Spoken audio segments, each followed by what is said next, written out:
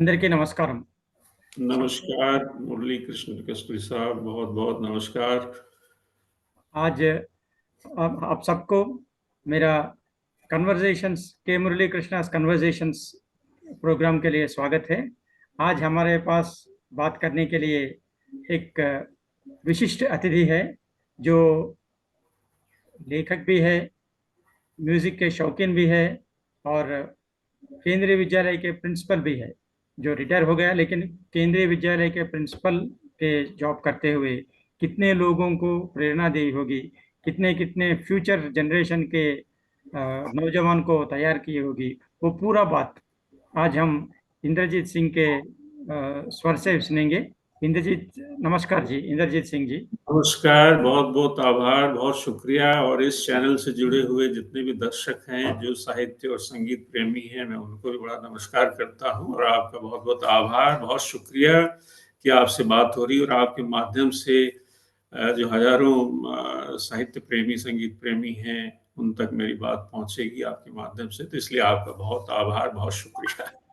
हम भी आपसे आभार है। और पहले एक्चुअली मेरा ये प्रोग्राम का मकसद ये है कि हम तेलुगु लोग जो साउथ में रहते हैं, हम जी अपने कुकून में रहते हैं, ज़्यादा बाहर के लोगों में लेखक कैसे रहते हैं, क्या करते हैं, उसके जीवन शैली कैसा है, वो जानने में भी उत्सुक रहते हैं, क्योंकि हमको ज़्यादा जानकारी इसके बारे में नहीं है।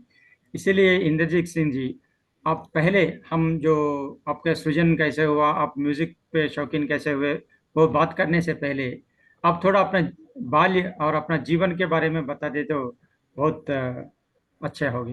जी जी जी जी, बहुत बहुत आभार आपका। मैं देखिए, इंद्रजीत सिंह मेरा नाम है और केंद्रीय विद्यालय में मैंने लगभग 32 साल से अधिक सर्विस की, टीचिंग की और प्रिंसिपल लंबे समय रहे। और ये केंद्रीय विद्यालय का ही मैं आभार व्यक्त करूंगा कि उनकी वजह से ही मुझे, क्योंकि हमारे 3 विद्यालय देश से बाहर हैं। हिंदुस्तान में लगभग 1250 हैं, 1250 से ज़्यादा हैं, और 3 हमारे विद्यालय जो हैं वो आउटसाइड इंडिया है। एक उसमें मॉस्को रशिया है, जिसमें मुझे 3 साल, 6 साल कहूँगा, 3 साल मुझे वहाँ पर पढ़ाने का, हमारा एम्बेसी ऑफ इंडिया उस स्कूल को चलाता है। उसका नाम वहाँ लोकल नाम केंद्रीय विद्यालय ना होकर के है भी, लेकिन ज़्यादातर वहाँ लोकल लोगों के लिए एम्बेसी ऑफ इंडिया स्कूल है, क्योंकि उसको रन एम्बेसी ऑफ इंडिया करती है। तो उसके जो डिप्टी एम्बेसडर होते हैं हमारे एम्बेसी ऑफ इंडिया रशिया के, वो ही उसके चेयरमैन भी हैं। और मुझे 2003 से 2006 वहाँ पढ़ाने का मौका मिला, और संयोग है, ईश्वर की कृपा रही कि मेरी पत्नी भी केंद्रीय विद्यालय में शिक्षक हैं, प्रिंसिपल रही हैं और अभी भी हैं। और उनको भी 3 साल एज ए प्रिंसिपल, वहाँ डायरेक्टर बोलते हैं जो स्कूल का, वहाँ रशियन लोग उसको डायरेक्टर बोलते हैं, तो वो एज ए प्रिंसिपल या डायरेक्टर कहिए, वो वहाँ 3 साल 2020 से 2023, पिछले साल ही हम लोग लौटे हैं वहाँ से, तो 3 साल और मौका मिला मुझे। तो इनडायरेक्टली देखा जाए तो मॉस्को रशिया में 6 साल हम लोगों को रहने का मौका मिला, मुझे भी और मेरी श्रीमती जी को भी। और श्रीमती जी हमारी अभी केंद्रीय विद्यालय रायवाला देहरादून डिस्ट्रिक्ट का में ही प्रिंसिपल हैं वो, और अभी 1.5 साल लगभग बाकी है। मेरा एक बेटा है, उसका नाम इंदिवर। हिंदीवर। जी, और हम तीनों इकोनॉमिक्स वाले हैं। मैं इकोनॉमिक्स का हूँ। मैंने पीएचडी जो है आईआईटी रुड़की से किया था, हालांकि मेरा ट्रिपल एमए है। मेरा पहला एमए इकोनॉमिक्स में है, दूसरा एमए मैंने सोशियोलॉजी में किया था, और इस विषय में मैं फिर असिस्टेंट प्रोफेसर भी चुना गया यूपी हायर एजुकेशन कमीशन की तरफ से। यूपी हायर एजुकेशन कमीशन ने मुझे सेलेक्ट किया था, हालांकि मैंने ज्वाइन नहीं किया। और तीसरा, क्योंकि साहित्य से मेरा बड़ा लगाव जुड़ाव रहा, तो इसलिए मैंने हिंदी लिटरेचर में भी एमए किया, और फर्स्ट क्लास फर्स्ट मुझे हासिल हुई हिंदी में भी। और सोशियोलॉजी में मुझे सेकंड पोजीशन यूनिवर्सिटी में थी, और इकोनॉमिक्स में भी कॉलेज का मैं गोल्ड मेडलिस्ट था। तो संयोग से पढ़ाई में अच्छा रहा। मेरा बेटा भी जो है वो भी इकोनॉमिक्स में ही है, अभी प्रोफेशनल ऑफिसर सेलेक्ट हुआ था, लेकिन उसने ज्वाइन नहीं किया। बैंक, नेशनलाइज बैंक में सेलेक्ट हुआ है। तो हम तीनों इकोनॉमिक्स वाले ही हैं। और क्योंकि मैं जिस क्षेत्र से पढ़ा 12th तक, हमने एक गोंडा डिस्ट्रिक्ट है अयोध्या जी, जो जहाँ रामलला का मंदिर है, उसके लगभग 50 किलोमीटर दूरी पे ही वह है एरिया। वहीं से +2 तक मेरी पढ़ाई हुई। उसके बाद मैं रुड़की आ गया, तो रुड़की से BA, MA, double MA, triple MA, PhD मैंने आईआईटी रुड़की से किया इकोनॉमिक्स में। सेकंड पीएचडी भी मैंने स्टार्ट किया था लिटरेचर में, लेकिन अनफॉर्चुनेटली वो पूरा नहीं कर पाया, लेकिन चलिए उसको एक किताब की शक्ल में हम लेके आएँगे। तो बचपन से ही देखिए साहित्य और संगीत से जुड़ाव बचपन से ही समझिए आप। विद्यालय में तो देखिए आपके टीचर्स पढ़ाते ही हैं, हिंदी एक सब्जेक्ट होता है, इंग्लिश एक सब्जेक्ट होता है, तो लिटरेचर तो आप पढ़ते ही। लेकिन अच्छे टीचर्स मिलते हैं तो वो प्रेरित करते हैं। हमारे प्रिंसिपल जो थे, अब तो खैर वो गुज़र गए हैं, स्वर्गीय केदारनाथ पांडे साहब, उनको बड़ा लिटरेचर का शौक था और वो हर साल कवि सम्मेलन स्कूल के अंदर कराते थे। हम्म। अच्छे बड़े-बड़े पोएट को बुलाते थे, तो इसी बहाने हमें और प्रेरणा मिलती थी साहित्य को सुनने की, पढ़ने की। लाइब्रेरी भी हमारी बहुत अच्छी थी और जब अच्छे प्रिंसिपल होते हैं, अच्छे टीचर्स होते हैं, तो आपको और हमारी जो मित्र मंडली थी, वो भी एक तो उस ज़माने में आप जानते हैं, आप और हम सब एक ही लगभग उम्र के हैं, थोड़ा-सा मैं बड़ा हूँ आपसे। तो बिना का गीतमाला आता था, तो संगीत का तो उससे बड़ा शौक था। हर सप्ताह वो बिना का गीतमाला की पायदानों के गाने सुनते थे हम लोग, वो शायद 8 से 9 आता था मुझे लगता है और वो अब तो अमीन सानी की आवाज़ का एक जादू था और उस ज़माने में गीत भी उतने ही जादू। तो 70, 80, 60 के गीत थे, हालाँकि हम तो 80s वाले दौर में हम लोग जुड़े बिना का गीतमाला से। तो वो संगीत का तो बिना का गीतमाला, आकाशवाणी इन लोगों ने प्रेरित किया, लेकिन साहित्य का हमारी जो मित्र मंडली थी, हमारे विद्यालय का माहौल, जो मेरे दोस्त थे वो भी बड़े अच्छे लेखक बने और उन्होंने भी बड़ा काम किया, तो वो लोग भी हमें प्रेरित करते थे। तो इंटर में ही हम लोगों ने लगभग प्रेमचंद जी को, टॉल्स्टॉय को, इन सबको बहुत पढ़ा। विदेशी जो रशियन राइटर्स थे, हिंदुस्तान के तो थे ही जितने प्रेमचंद हैं, जयशंकर प्रसाद हैं, खुशवंत सिंह हुए, लेकिन जो विदेशी में चेखव हो गए या टॉल्स्टॉय हो गए, पुश्किन हो गए, ये सब हम लोग की लाइब्रेरी में बहुत पुस्तकें होती थी। हमारे टीचर्स भी बड़े मोटिवेट करते थे पढ़ने के लिए और हमारे हमारे दोस्त भी ऐसे थे जो अच्छी पत्रिकाएँ हमारे यहाँ ही आती थी, साप्ताहिक हिंदुस्तान, धर्मयुग, कादम्बनी, ये सारी पत्रिकाएँ, सारिका, इन सब पत्रिकाओं को हम लोग जो है पढ़ते थे। तो वो इन पत्रिकाओं से और माधुरी भी देखिए जो अरविंद कुमार जी निकालते थे फ़िल्मों की, वो भी हम लोग पढ़ते थे। तो सिनेमा से भी एक जुड़ाव लगाव था और साहित्य से था। तो साहित्य का देखिए प्रेमचंद को तो मैं बी आने में पहुँचने से पहले ही प्रेमचंद का अधिकतम साहित्य तो मैंने पढ़ लिया था। गोदान भी, रंगभूमि भी, गबन भी, जितने भी उनके नावल उन्होंने 1 दर्जन से ज़्यादा अधिक उपन्यास लिखे, 300 से अधिक कहानियाँ लिखी और मुझे ये बताते बड़ा फ़ख्र हो रहा है, बड़ी खुशी हो रही है कि हिंदुस्तान में तो हम उपन्यास सम्राट के तौर पर उन्हें जानते हैं, कथा सम्राट बोलते हैं और मुझे बड़ी खुशी हुई जब मैं रशिया 6 साल रहा तो वहाँ मुझे पता लगा कि रशिया में या उस ज़माने में सोवियत संघ रहा था, फिर 1900 9 के बाद तो जब डिसइंटीग्रेशन हो गया, फिर केवल रशिया और बाकी वो प्रदेश जो उनके थे, वो देशों में बँट गए। तो वहाँ पता लगा कि वहाँ 3 राइटर तो बहुत ही अद्भुत रूप से लोकप्रिय हैं, उनमें से एक प्रेमचंद जी हैं। नंबर 1 पे तो वहाँ लोकप्रिय जो थे, टैगोर साहब। रवीन्द्रनाथ टैगोर का संपूर्ण साहित्य 8 खंडों में 8 वॉल्यूम में रूसी भाषा में अनुवाद करके वहाँ उपलब्ध है और बहुत सस्ता भी। आज भी मैं देखा था अभी ₹800 में 8 वॉल्यूम, यहाँ तो 1 वॉल्यूम के ही ₹800 ले लेते हैं, वहाँ तो 800 में कंप्लीट लिटरेचर मिल रहा था। और दूसरे नंबर पर जो लोकप्रिय कोई अगर वहाँ है, आज भी, वो प्रेमचंद जी। ओहो। प्रेमचंद जी की कहानियाँ, उनके उपन्यासों का रूसी में अनुवाद हुआ है। और तीसरे नंबर पर जो लोकप्रियता के मामले में देखें, तो वो कृष्णचंद्र साहब हैं, ओ, किशन जो चंद्र। उर्दू भाषा के हैं, लेकिन लोकप्रियता में 3 लोग अद्भुत, हालाँकि मुल्कराज आनंद भी और बहुत से लोग लोकप्रिय हुए, लेकिन ये 3 जो मैंने नाम लिए, टैगोर साहब, प्रेमचंद जी और कृष्णचंद्र, ये अद्भुत रूप से लोकप्रिय।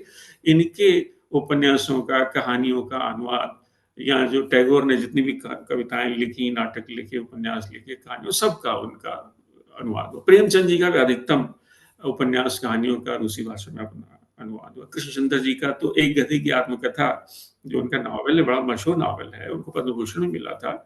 तो वो वहाँ पाठ्यक्रम में लगा हुआ है, मॉस्को स्टेट यूनिवर्सिटी में।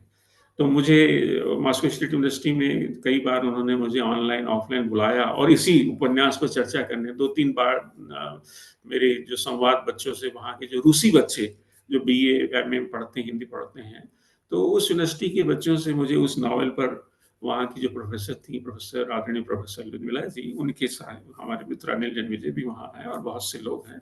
तो इन लोगों के माध्यम से हमें प्रेमचंद जी के साहित्य की चर्चा करने को मिला, और शैलेंद्र के बारे में चर्चा करने को मिला, कृष्णचंद्र के बारे में, और तमाम बच्चन साहब के बारे में, तमाम जितने आधुनिक कवि हैं उनके बारे में। तो अच्छा एक माहौल है वहाँ। सबसे बड़ी बात है रशिया की कि भारतीयों के प्रति वो बड़ा आदर और सम्मान का भाव है, और ये भाव अभी तक है। वाह। और इसका मैं समझता हूँ एक कारण तो टैगोर हैं, जिनका उनका बड़ा नाम है, और दूसरा राज कपूर, अच्छा, वही तीसरे वही हमारे, कह रहा था मैं एक्चुअली। और तीसरे पंडित जवाहरलाल नेहरू। इन लोगों ने एक अच्छा माहौल बनाया, तो दो देशों की जो सांस्कृतिक साहित्यिक दोस्ती हुई है उसमें मैं समझता हूँ टैगोर प्रेमचंद जी का तो है ही है योगदान। उसके साथ साथ जो सांस्कृतिक क्षेत्र में राज कपूर, और राजनीतिक क्षेत्र में पंडित जवाहरलाल नेहरू, और मौजूदा दौर में मोदी जी ने भी उसको मेंटेन किया हुआ। जो भी प्रधानमंत्री बना, कम से कम रशिया के साथ हमेशा हमारी एक अच्छा बॉन्ड, एक अच्छी दोस्ती रही। और मैं अब भी देखता हूँ कि राज कपूर की लोकप्रियता बहुत है। मैं इसका एक छोटा-सा उदाहरण देता हूँ। अभी मैं हम लोग वहीं थे 3 साल, क्योंकि मेरी पत्नी वहीं एमएस ऑफ इंडिया स्कूल में प्रिंसिपल थी। तो उनको किसी और यूनिवर्सिटी वालों ने बुलाया था एज़ अ गेस्ट, तो मुझे भी बुलाया था, हम दोनों को बुलाया था। तो हम लोग अपने बिल्डिंग से नीचे उतरे। वो जैसे ओला बुक करते हैं, तो वहाँ भी यानडेक्स कंपनी, वो उस तरह की ओला टाइप, तो हमने बुक किया। तो नेचुरली 2-3 मिनट तो लगते ही हैं टैक्सी आने में, तो हम लोग नीचे खड़े थे। तो उसी दौरान एक कपल निकला, जिसकी उम्र वही 70-75 के बीच होगी, पत्नी भी उनकी जो साथ थी वो भी ऐसी 65-70 की उम्र की होंगी। तो वो देख करके हमें रुके, मैंने भी, भाई वो बुजुर्ग थे तो मैंने भी नमस्ते किया, तो वो रुके। तो उन्होंने रुक करके स्माइल दिया और बोले, राज कपूर। तो उनका मतलब ये था कि do you know Raj Kapoor, क्या आप राज कपूर को जानते हैं? तो मैंने कहा कि मैं जानता हूँ, और मैं इंडिया इंडिस की, मैंने कहा इंडिस की मतलब मैं भारतीय हूँ। तो बड़े फिर उन्होंने भी एकदम थम्स अप किया, फिर उस तरह से बड़ा ग्रीट किया, और फिर आगे बढ़ गए वो। और संयोग की बात है कि जैसे ही टैक्सी आई, टैक्सी में बैठे, और वो जो ड्राइवर साहब थे उनकी उम्र भी 60 से थोड़ी ऊपर ही थी। तो वो भी जैसे हम बैठे, तो हम लोगों की पगड़ी मेरी देख के समझ जाते हैं भाई ये तो भारतीय है। तो मुझके बोले, "डिस्की?" मैंने कहा, "हाँ।" मतलब भारतीय? मैं कहा, "हाँ।" तो बोले, "राज कपूर, यानी आप राज कपूर को जानते हैं?" तो मैंने कहा, "यस।" तो फिर उसने गाने-वाने लगा दिए, कुछ जो राज कपूर वाली फ़िल्मों के थे। तो वो थोड़ा राज कपूर के प्रति जो एक क्रेज़, एक दीवानगी जो एक ज़माने में थी, वैसी तो अब नहीं है। नई पीढ़ी तो देखिए अब हिंदुस्तान में ही राज कपूर को कम जानती है, हालाँकि ये राज कपूर की जन्म शताब्दी का वर्ष है। लेकिन एक दौर था, वहाँ भी, हिंदुस्तान में भी राज कपूर, और आवारा फ़िल्म ने उसको एक, जिसको बोलते हैं ग्लोबल अभिनेता के तौर पर राज कपूर को स्थापित किया। और शैलेंद्र जी के 2 गाने वहाँ बहुत लोग, हालाँकि मैं टोटल 3 गाने मैंने देखा वहाँ पर लोकप्रिय हैं, जिसमें 2 शैलेंद्र के हैं। एक गाना तो आवारा हूँ, वो तो हमारी सांस्कृतिक पहचान बना बड़े लंबे समय तक। लेकिन उससे भी ज़्यादा जो लोकप्रिय हुआ शैलेंद्र का दूसरा गाना, वो श्री 420 का है। मेरा जूता है जापानी। पूरा जूता है जापानी, ये पतलून इंग्लिस्तानी, सर पे लाल टोपी रूसी, फिर भी दिल है हिंदुस्तानी। मेरी हिंदुस्तानी। पगड़ी, हालाँकि मेरी पगड़ी भी लाल है इस समय। तो वहाँ वहाँ लाल टोपी रूसी और फिर भी दिल है हिंदुस्तानी, ये गाना अद्भुत रूप से लोकप्रिय है, आज भी लोकप्रिय है। जितने भी कार्यक्रम वहाँ होते हैं, सांस्कृतिक होते हैं, या कोई पॉलिटिकल डेलीगेशन भी आता है, इकोनॉमिक डेलीगेशन आता है, तो जब भी वो मीटिंग और ग्रीटिंग होती है, तो गाना ज़रूर गाया जाता है। चाहे वो रिकॉर्ड के तौर पर बजाया जाए, या कभी-कभी वो होता है कलाकार आते हैं, वो लाइव प्रस्तुति देते हैं। तो ये बड़ी बात है कि आज देखिए इस गाने को 70 साल हो गए। 1955 में ये फ़िल्म आई थी। और तीसरा गाना? आज शैलेंद्र जी का है। तो ये शैलेंद्र जी का दूसरा गाना, और तीसरा गाना जो है वो अनजान साहब का लिखा हुआ है। वो फ़िल्म एक आई थी मिथुन चक्रवर्ती 1984 के बाद वहाँ मिथुन चक्रवर्ती बहुत लोकप्रिय हुए। यानी राज कपूर के बाद अगर दूसरे नंबर पर कोई लोकप्रिय हुआ, हालाँकि राज कपूर जैसा तो लोकप्रिय नहीं हुआ, लेकिन जो एक प्रतिष्ठा पाई उन्होंने, वो मिथुन चक्रवर्ती थे, और उसकी वजह थी उनकी फ़िल्म आई थी डिस्को डांसर। और उसके गाने जो हैं, स्पेशली एक गाना जिसका मैं ज़िक्र कर रहा हूँ, जो आज भी लोकप्रिय है, और मुझे कहते हुए ये थोड़ा एक आश्चर्य भी लगता है कि तीसरा गाना ज़्यादा लोकप्रिय हो गया है, मेरा जूता जापानी से भी ज़्यादा, और वो गाना हालाँकि उतना मीनिंगफुल नहीं है, हम्म। लेकिन अब जनता की पसंद है और उसको तो सर आँखों पे लेना ही पड़ता है। वो गाना गाना क्या है, जिमी जिमी जिमी आजा आजा आजा। आजा आजा। आपको जान के आपके साथी दर्शकों को भी जान के आश्चर्य होगा, जब भी हम लोग बाज़ार जाते थे, स्पेशली जब हम लोग वेजिटेबल्स, फल, फ्रूट्स वगैरह लेने जाते हैं, तो वो भी मार्केट बड़ा मार्केट होता है। तो उसमें क्या है कि बहुत से देशों के वहाँ, क्योंकि जैसे अब तो रशिया एक कंट्री, पहले तो 15 स्टेट मिलकर के पूरा सोवियत संघ था, उसमें तुर्कमेनिस्तान भी था, तजाकिस्तान भी था, ऐसे बहुत से। तो उनके वो लोग अभी वहाँ हैं, तो उस मामले में उदार हैं। नागरिकता भले ही उनकी दूसरे देशों की हो, तो जो पहले सारे सोवियत संघ एक था, उनके सभी वासी वहाँ रहते हैं, और बहुत से, कोई तुर्कमेनिस्तान का है, कोई कजाकिस्तान का है, और वो सब भी वहाँ मौजूद है, और रशिया वाले तो खैर हैं ही। तो सब्जी मार्केट में आप जाएँगे तो वही आपको देखते ही कहेंगे, "जिम्मी, जिम्मी आजा, आजा।" यानी बुलाते भी हैं, और वो गाने के माध्यम से कि आप भारतीय हैं, तो भारतीयों के प्रति वो एक सम्मान भी प्रकट करते हैं, और देखते ही पहचान तो जाते ही, भाई भारतीय होंगे।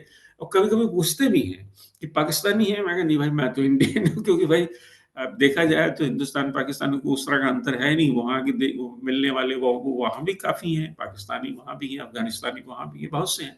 लेकिन हिंदुस्तान के प्रति उनका प्रेम बहुत ज़्यादा है, इसमें कोई दो राय नहीं है, और ये फ़िल्मों ने भी बहुत जोड़ा है। मैं एक और बात बताऊँ, आपको सुन के, आपके दर्शकों को सुन के भी बड़ा अच्छा लगेगा। 1954 में आवारा तो फ़िल्म रिलीज़ हुई थी 1951। उसके 3 साल बाद 1954 में, एक्चुअली 1953 में क्या हुआ कि स्टालिन जो थे वहाँ के हेड ऑफ द कंट्री थे, जो महासचिव बोला जाता था, जैसे आज राष्ट्रपति कहिए, तो उस समय सर्वसर्वा वही थे, लेकिन 1953 में उनकी डेथ हो गई।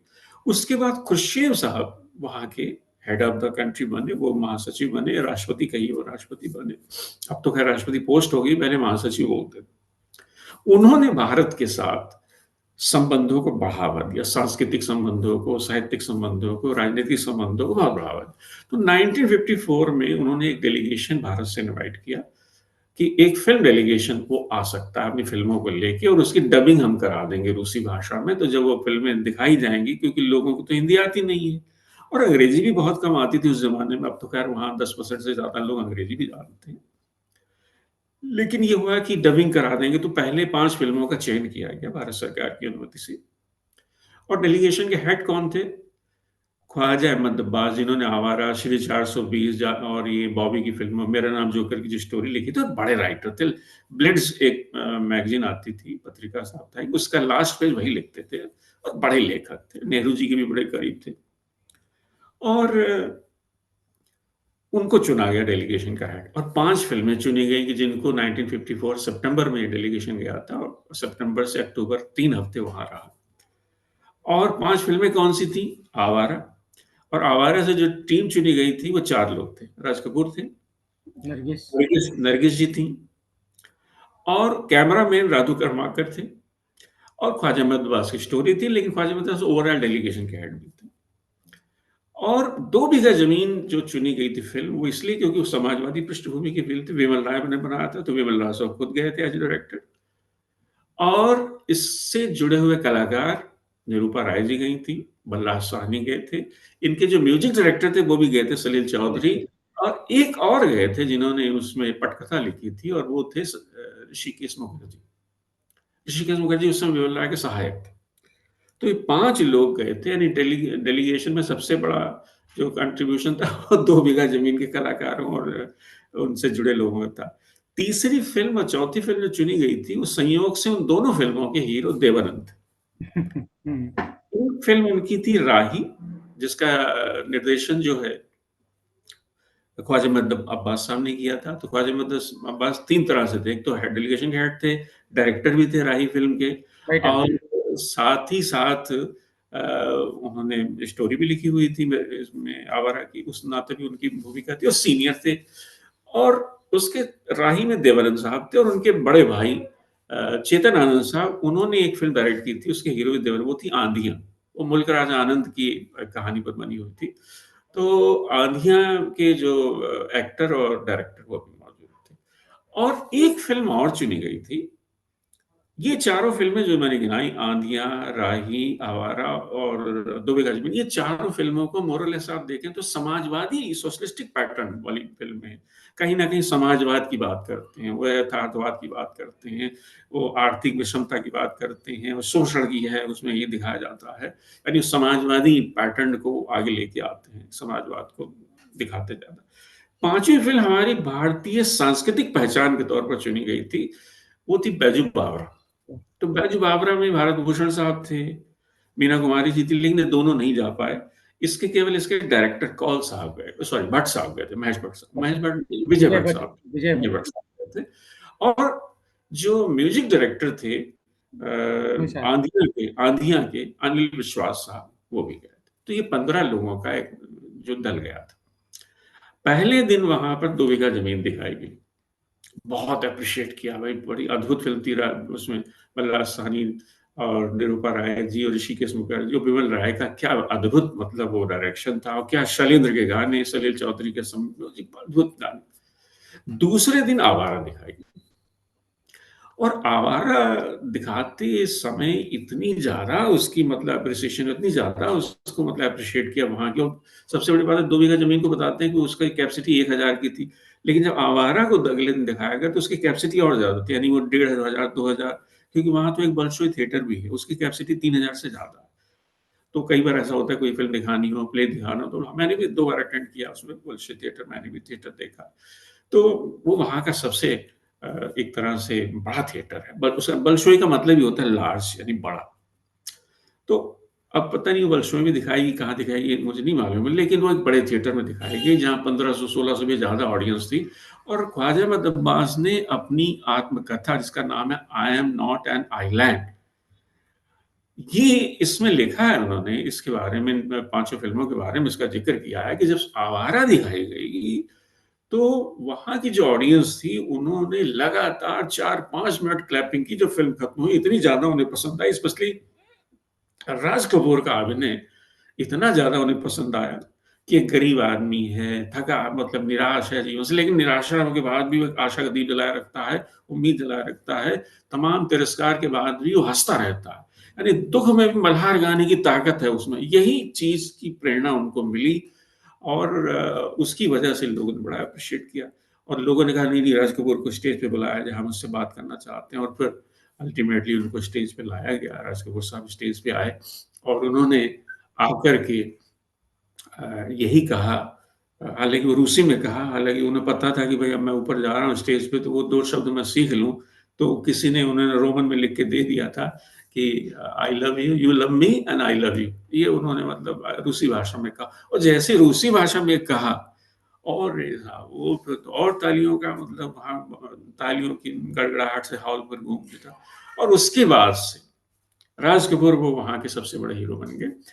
बलराज साहनी ने अपनी आत्मकथा में लिखा है, बहुत अच्छी बात लिखी। देखिए वो प्रतिस्पर्धा भी थी।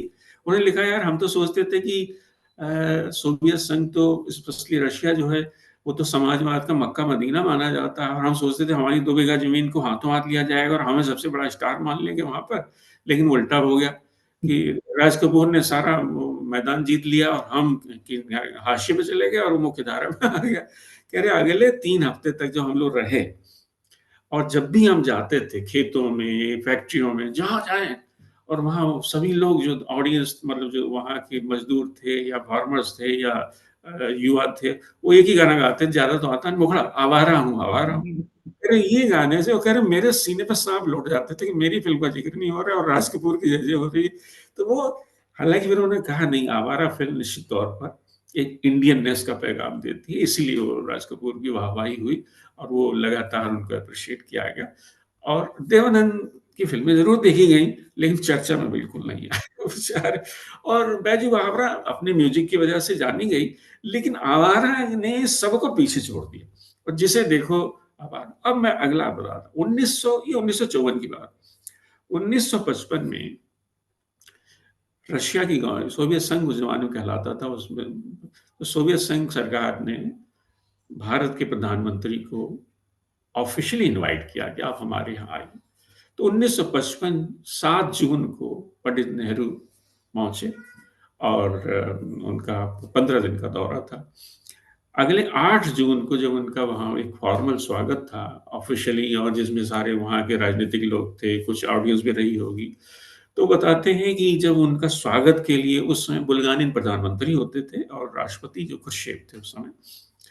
तो प्रधानमंत्री को स्वागत करने के लिए कहा गया, वहाँ के प्रधानमंत्री को, कि भई जो शिष्टमंडल आया है प्रधानमंत्री के साथ, इंदिरा जी भी साथ में गई हुई थी, उस समय किसी पोर्टफोलियो में नहीं थी इंदिरा गांधी जी, वो भी एज़ बेटी के तौर पर गई थी।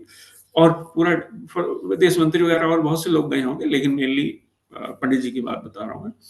तो जैसे ही बुल्गानिया जो प्रधानमंत्री वहाँ के थे, वो जो स्वागत के लिए उठे और डायस पे गए, माइक पे आए, तो उन्होंने पहला सेंटेंस यही कहा, आवारा हूँ आवारा। तो पंडित नेहरू ये शब्द सुन के चौंक गए।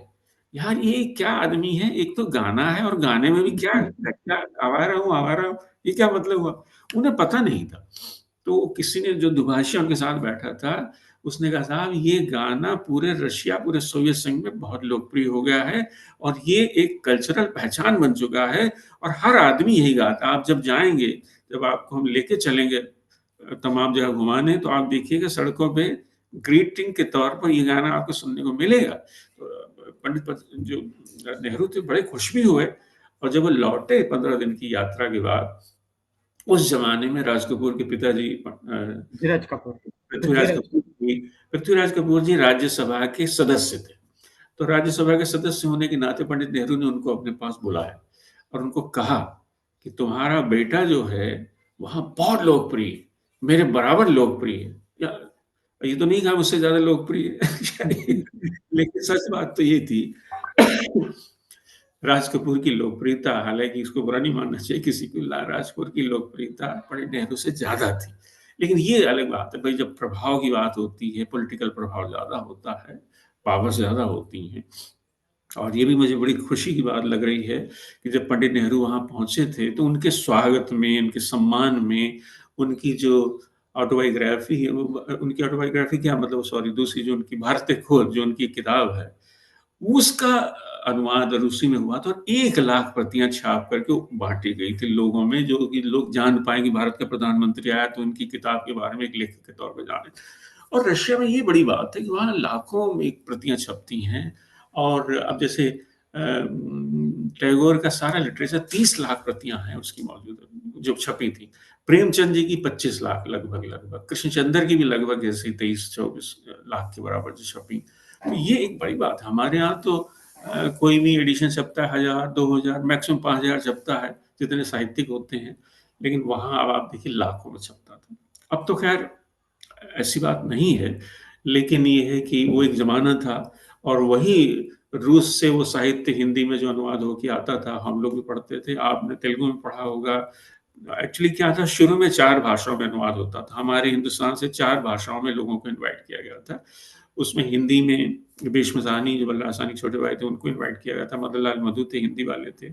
ऐसे ही उर्दू में कुछ लोगों के, तो पहले 4 भाषाएँ थी, हिंदी, बंगला, उर्दू और तमिल, 4 भाषाओं को चुना गया। बाद में 9 और भाषाओं को चुना गया, उसमें तेलुगु भी आ गई और तमाम फिर सारी भाषा, मराठी भी हो गई, पंजाबी भी हो गई, बाद में 13 भाषाओं तक, और ये 1990 तक चलता रहा। 1990 के बाद क्योंकि देश का उनका पूरा विघटन हो गया, तो फिर वो सब अनुवाद भी, रादुगा प्रकाशन, प्रगति प्रकाशन, इन लोगों ने दोस्तोयेवस्की का, पुश्किन का, चेखव का और टॉल्स्टॉय का, ये जितने गोरकी, जितने बड़े लेखक थे जिन लोगों ने हमने पढ़ा है बचपन में, अभी तक पढ़ते ही रहते हैं। तो ये सब हिंदी और तमाम दूसरी भाषाओं, मेरा दागिस्तान, जो रसूल हमजातो वहाँ के बड़े लेखक थे दागिस्तान के, उनका ये नॉवेल जो है बहुत फ़ेमस हुआ हिंदुस्तान में, पूरे देश दुनिया में हुआ। तो ये सब हिंदी के माध्यम से भारतीय भाषाओं में, जो चाहे तेलुगु हो, तमिल हो, मराठी हो, बांग्ला हो, उर्दू हो, तमाम भारतीय भाषाओं में इन सब का अनुवाद हुआ। तो वो हम लोगों ने भी पढ़ा, क्योंकि हमारी आबादी तो उनसे ज़्यादा है। अब तो बहुत ही ज़्यादा है। रशिया की 14 करोड़ है, अब तो हमारी 140 होगी, हम तो 10 गुना ज़्यादा हैं। लेकिन ये अलग बात है कि वहाँ पढ़ने वालों की संख्या हमसे बहुत वो संपन्न है पढ़ने के मामले में। वहाँ लाखों लोग खरीदते हैं, पढ़ते हैं। हमारे यहाँ उतना, मैं आपको ये बताऊँगा तो आपको आश्चर्य भी होगा। संयोग देखिए कि आज से 100 साल पहले प्रेमचंद जी ने एक उपन्यास लिखा था रंगभूमि, उसको 100 साल हो गए। और वो 2000 प्रतियां छपी थी केवल, 2000 कॉपीज ओनली, और वो प्रेमचंद ने खुद ही छपवाई थी। और उसमें से केवल 1200 बिकी एक साल के अंदर, 800 बिक नहीं पाई थी। तो उन्होंने अपने दोस्त को चिट्ठी लिखी, जो लाहौर में रहते, दयानारायण निगम को शायद, कि भाई देखो मेरा उपन्यास तो छप गया है, एक साल से ज्यादा हो गया, केवल 1200 कॉपीज बिकी, 800 अभी भी मेरे पास रखी, बताओ मैं करूं क्या इसका। हमारे यहाँ देखिए 2000 छपी उसी दौर में, और वहां वो लाखों। टैगोर की जब छापी गई तो उसकी हालांकि एक साथ नहीं छापी गई 25 लाख, मतलब धीरे धीरे सब छपी, लेकिन टोटल जो 5-6 साल में छपी होंगी 30 लाख के बराबर टैगोर का बताते हैं, और प्रेमचंद जी की 25 लाख। अब देखिए कहाँ 2000 और कहाँ 25 लाख। प्रेमचंद जी का जितना हिंदुस्तान में नहीं पढ़ा गया, उससे ज्यादा तो वहां सोवियत संघ में पढ़ा गया। 25 लाख जब कॉपी छपेंगी तो भाई लोग पढ़ेंगे ही ना। और वो बेची भी जाती थी और सस्ते दरों पे होती थी, और लोग खरीदते भी थे, और कभी कभी उपहार में भी बांटी जाती, दोनों बातें होती थी। तो ये तो ये कुछ बातें मैंने आपको बताई। अब आप कुछ सवाल पूछें तो मैं, हालांकि मेरा पहला ही ओपनिंग बहुत लंबा हो गया इंट्रो जो है बहुत जब ओपनिंग बड़ा लंबा होता है तो टीम का स्कोर मजबूत होता है और ज्यादा होता है। So actually I was enjoying, आप जो बात कर रहे थे वो इतने दिल इंटरेस्टिंग थी कि मैं सुनते रह गया। जी जी और जी अब हम थोड़ा सोवियत रशिया और अपना हिंदी फिल्म इन्फ्लुएंस छोड़ के आपके जी। ऊपर हिंदी फिल्म का इन्फ्लुएंस के बारे में बोल दीजिए। अब पहला हिंदी फिल्म कब देखा, और आप हिंदी फिल्म देखते देखते जैसा शैलेंद्र तक पहुंच गए कि आप शैलेंद्र पे ऊपर एक किताब भी लिखे थे। जी जी जी तो जी जी। वो क्रम अब जैसा हिंदी फिल्म जानने के बाद कैसा लिरिक्स पर आ गए, क्योंकि फिल्म देखने वाले पूरा हीरो और हीरोइन के वहां से रुक जाते हैं, लेकिन आप हीरो हीरोइन को छोड़ के म्यूजिक पर आके म्यूजिक डायरेक्टर और लिरिसिस्ट तक गए। बहुत से कम लोग ऐसा है जो लिरिक्स पे ध्यान देते हैं। जी, इन्हें बड़ा अच्छा सवाल किया। और आपको भी मैं बहुत आभार व्यक्त करता हूँ, बहुत अच्छी बातचीत हो रही है और आपने अच्छे सवाल पूछ रहे हैं। देखिए सिनेमा जो है एक जादू की तरह हो। मैं तो अलादीन का चिराग कहता हूँ कि वो लोगों को छोटी आंखों में बड़े सपने देखने का एक मौका देता है। और सिनेमा में एक आनंद तो मिलता ही है, आनंद के साथ साथ कुछ सामाजिक सरोकार भी होते हैं हमारे, वो भी पूरे होते हैं। मदर इंडिया आप देखें तो मनोरंजन के लिए नहीं बनाई गई, उसमें एक सरोकार है, एक सामाजिक सरोकार है। वो किस तरह से महाजन जो है, साहूकार है, वो लोग क्योंकि अनपढ़ है तो उनको बेवकूफ बना के अंगूठा लगवाता है, और उनके जो ब्याज की दरें ज्यादा बता देता है, और हिस्सा जो 1/4 होना चाहिए लगान, उल्टा कर देता है, 3/4 अपना हिस्सा बता देता है, और 1/4 जो है वो फार्मर्स का। तो क्योंकि अशिक्षा का दौर था, पढ़े लिखे लोग नहीं थे, गरीब भी थे, लेकिन उसके बावजूद भी हौसला नहीं टूटता था। तो मदर इंडिया में कहीं ना कहीं एक औरत के मजबूत बनने की कहानी है, कि जैसे उसका पति किस तरह से शोषण का शिकार होकर के फिर बेचारा घायल होकर के वो उसको बड़ा खरी खोटी सुनाता लाला, तो कि भाई अब तुम पत्नी के रोजी रोटी पे मतलब आश्रित हो रहा है, तो वो बेचारा निराश होकर घर छोड़ के चला जाता है। और वो अकेली औरत जो है अपने उन बच्चों को पालती, फिर एक की डेथ भी हो जाती है, और फिर अल्टीमेटली वो बिरजू और रामू, दो, राजेंद्र कुमार और सुनील दत्त ने जो रोल प्ले किया था। तो नरगिस जी की फिल्म वो अद्भुत फिल्म है। वो अपने गीतों की वजह से भी है, अपनी कहानी की वजह से भी है, अपने डायरेक्शन की वजह से भी है, अपने संगीत की वजह से भी है, अपने संवाद की वजह से भी है। वो कंप्लीट फिल्म है, और वो भारत की पहली फिल्म थी जिसको ऑस्कर अवार्ड के लिए नॉमिनेट किया गया। और ये भी एक अच्छी बात थी कि जो बेस्ट 5 चुनी जाती फाइनल राउंड के लिए, जिसमें फाइनल कंपटीशन होता है, उसमें वो चुनी गई थी। लेकिन फाइनली वो नहीं चुनी जा सकी, नो मैंस लैंड को शायद फिर अवार्ड मिला था, जहां तक मुझे याद है, क्योंकि हमारे लिए बड़ी फिल्म थी। लेकिन वो कहानी शायद जो हॉलीवुड वालों को, जो ऑस्कर अवार्ड वालों कमेटी को, जूरी को शायद उतना इन्फ्लुएंस नहीं कर पाई होगी, और हो सकता है उतना प्रचार प्रसार भी उस जमाने में हम लोग नहीं कर पाए होंगे, क्योंकि बहुत सी फॉरेन करेंसी की समस्याएं होती थी उस जमाने में। लेकिन महबूब साहब की वो फिल्म अद्भुत फिल्म थी, 1957 की वो अद्भुत फिल्म थी। तो फिल्मों के बारे में एक अच्छा वाक्य बड़ा अच्छा लिखा है। एक जर्मनी के विद्वान हुए हैं, वो हिंदुस्तान में बहुत लंबे समय तक रहे, उन्होंने बहुत साहित्य और सिनेमा पे काम किया। लोथार लुत्से, ये जर्मनी के विद्वान थे, लेकिन हिंदी के प्रति उनका बड़ा लगाव था, भारतीय साहित्य के प्रति। तो उन्होंने बहुत सी फिल्में देखी और उन पर चर्चा की, उन पर लिखा भी। बहुत से कवियों, लेखकों के साथ उनकी दोस्ती थी। बहुत सी उन्होंने प्रेमचंद पे भी काम किया और तमाम लेखकों, राजेंद्र यादव और बहुत से तमाम लेखकों के ऊपर उन्होंने काम भी किया है और उनके साथ बड़ी अच्छी दोस्ती भी थी। उन्होंने सिनेमा के बारे में बड़ी अच्छी बात कही। वो कहते हैं कि हिंदुस्तान में 4 वेद होते हैं, लेकिन सिनेमा जो है वो 5वां वेद है, उसे पंचम वेद कहते थे। तो सिनेमा को पंचम वेद इसलिए कहा कि वो महत्व के लिए बात, जिस तरह से चारों वेदों का हमारे जीवन में बड़ा महत्व है कि जो ऋग्वेद जो कि हमारा सबसे पहला वेद है, ऋग्वेद है, सामवेद है, अथर्ववेद है, यजुर्वेद है, 4 है। सिनेमा को कहते हैं 5वां वेद है, इम्पोर्टेंस के लिहाज से। और बात सच है, क्योंकि हमारे यहाँ पर सबसे पहली प्राथमिकता जो होती है वो सिनेमा ही होती है। लोग क्रिकेट देखते हैं, लोग राजनीति में बात करते हैं कि कौन पार्टी हार रही, जीत रही है, कौन नेता आगे आ रहा है, पीछे आ रहा है, लाइक दैट, या कौन लोकप्रिय ज्यादा है, और क्रिकेट की बात करते हैं, हार जीत की ये तमाम बात। लेकिन उससे भी ज्यादा नंबर 1 पे तो सिनेमा ही। हम सिनेमा देखने जाते हैं। अब आज हो सकता है उतनी इंपॉर्टेंस ना रही हो, लेकिन हम लोगों के जमाने में, आप लोगों के जमाने में, हम लोग तो भाई 10th में 9th में जब थे, उस जमाने में मनोरंजन का साधन एक ही होता था, सिनेमा ही होता था। और कभी कभी तो विद्यालय की तरफ से भी दिखाया जाता है। अब जैसे बहुत पॉलिश है, अब ऐसी फिल्में तो स्कूल की तरफ से भी दिखाई जाती है। जागृति है, ये दोस्ती फिल्म है, स्पेशली ये फिल्में तो परिवार वालों की तरफ से एनकरेज किया जाता है, देखा जाना चाहिए। या कोई धार्मिक फिल्म आ जाती है, संपूर्ण रामायण आ गई, चलो भाई तो देखनी देखनी है, तो ऐसी फिल्म, या देशभक्ति वाली फिल्म है जैसे शहीद, मनोज कुमार की एक आई थी, मुझे याद है, तो ऐसी फिल्में तो देखी जाती थी और परिवार वाले भी इनकर। लेकिन मुझे याद है मेरे अपनी होशावास में मैंने पहली फिल्म 1966 में जुलाई में देखी थी। मैं अपने ननिहाल, हम लोग जाते थे हर साल, जो चंपारण, जहाँ गांधी जी ने अपना आंदोलन शुरू किया था, हमारे ननिहाल चंपारण बिहार में है। तो हर साल हम लोग मई जून में वहाँ 40-50 दिन के लिए जाते थे। हमारे नाना जी, मामा जी आके ले जाते थे। और वहाँ 2 सिनेमा हॉल थे, एक रॉक्सी और एक चित्र मंदिर। तो रॉक्सी सिनेमा मुझे याद है पहली बार, तो हम सिनेमा देखने गए और पहली फिल्म जो मुझे, हालांकि नाम मैं भूल गया क्या था उस जमाने में, लेकिन बाद में मैंने, मुझे गाना याद रह गया, तो उससे डिस्कवर किया वो फिल्म कौन सी थी। क्योंकि अब बचपन में आप कौन सा क्लास, गाना था? मैं बता रहा हूँ कि क्लास 1 में आप पढ़ते हैं और फिर लंबे समय बाद भूल जाते हैं। तो फिल्म थी देवर, धर्मेंद्र शर्मिला टैगोर की थी वो। और वो बंगला में भी बनी थी, ना नाम से। और ताराशंकर बद्दोपाई की कहानी थी, उसी पर वो हिंदी में भी धर्म जी ने फिर उसमें उसी रोल को, देवर वाला रोल किया। शर्मिला टैगोर थी, शशिकला थी। बहुत अच्छी फिल्म थी, गाने आनंद बख्शी के थे और रोशन जी का म्यूजिक था। अब ये हमें न तो पता था रोशन कौन है, ना पता था धर्मेंद्र कौन है, ना शर्मिला टैगोर, ना आनंद बख्शी पता था, ना रोशन पता था। बस हमें तो तक फिल्म देखी, लेकिन कुछ सीन याद रह गए थे। अब वो 2 बच्चे हैं, वो गाना गाते हैं शुरू में, शर्मिला टैगोर और धर्मेंद्र वाला बच्चों वाला बचपन का रोल था। और दुनिया में ऐसा कहाँ सबका नसीब है। लेकिन मुझे वो गाना याद रहा दूसरा, मोहम्मद रफी साहब का था, काजल वाले नैन मिला के कर डाला बेचैन, किस्मत वाली ने। ये गाना जैसे होता है ना, जवान पे चढ़ गया।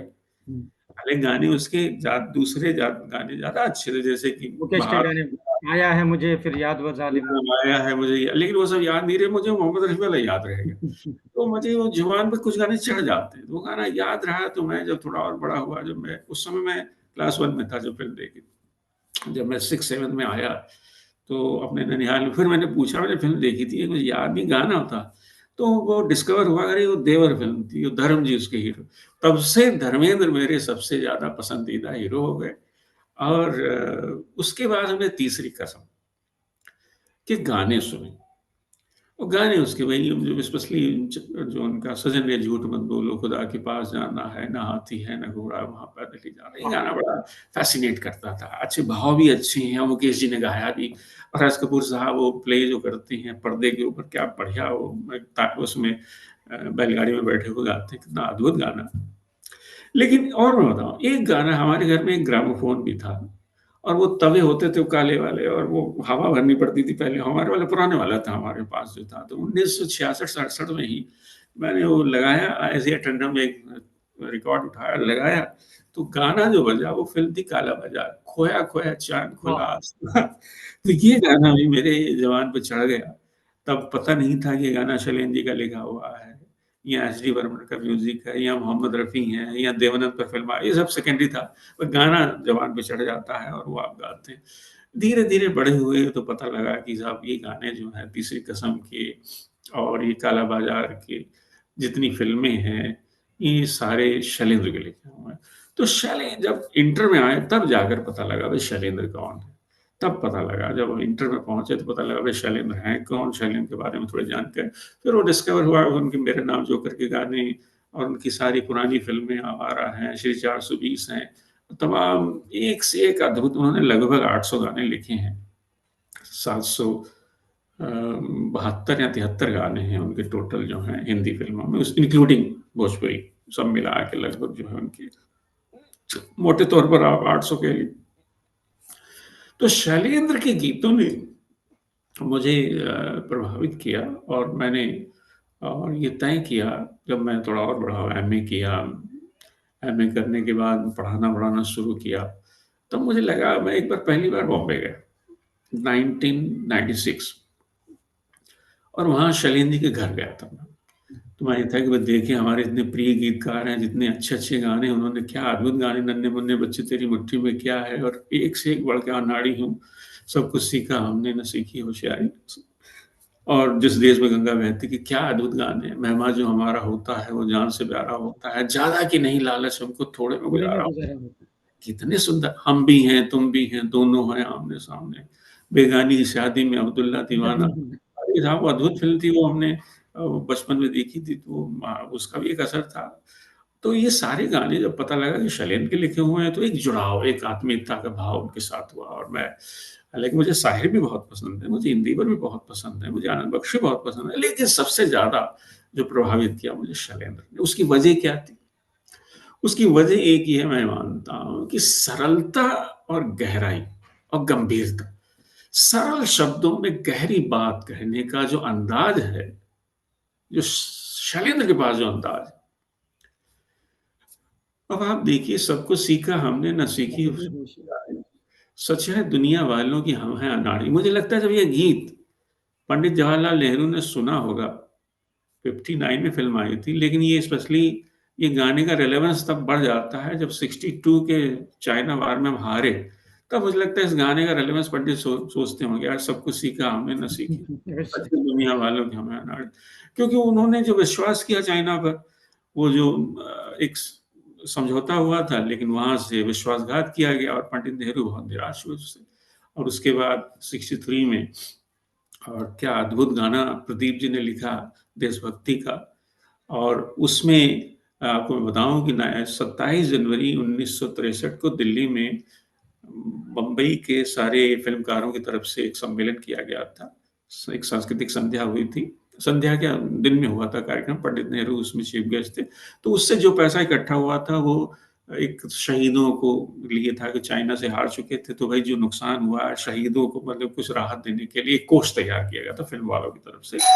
तो उसमें जो है, बेटा देखना बेटा, तो उसमें जो है ये 3 गाने स्पेशली मुझे याद हैं जो उसमें दिख रहा था। एक तो जिस देश में गंगा बहती में शंकर जयकिशन वाला ये गाना, जिस देश में गंगा बहती टाइटल सॉन्ग वाला, ये बजाया गया था पंडित नेहरू के सामने, सुनाया गया था, गा के सुनाया गया था, मुकेश जी आए हुए थे।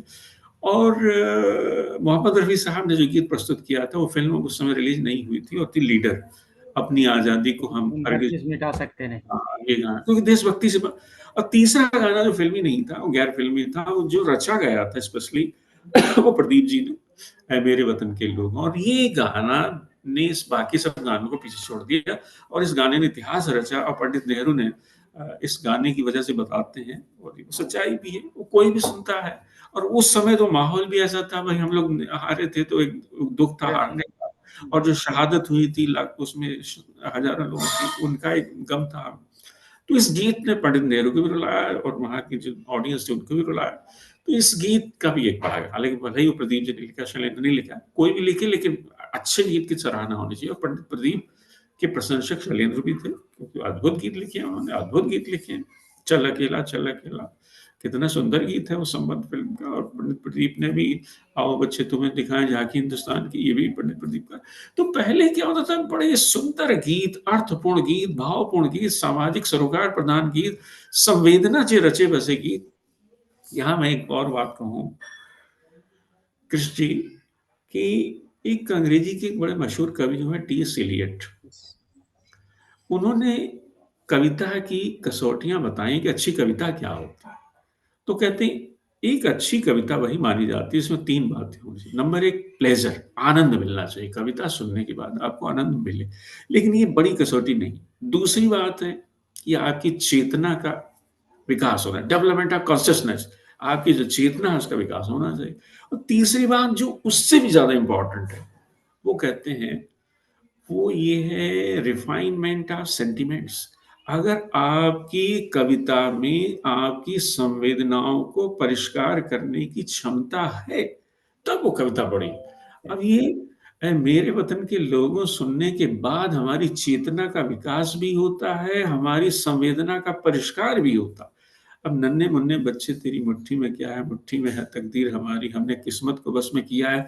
तो वो जो एक आत्मनिर्भरता की बात करता है, एक स्वाभिमान की बात करता है, भीख लेने की बात नहीं, अपने वर्क की बात कर, वर्क इज वर्शिप, कर्मण्यवादिका रस्ते, जो गीता का सबसे बड़ा संदेश है, शैलेंद्र ने उसी को व्याख्या किया।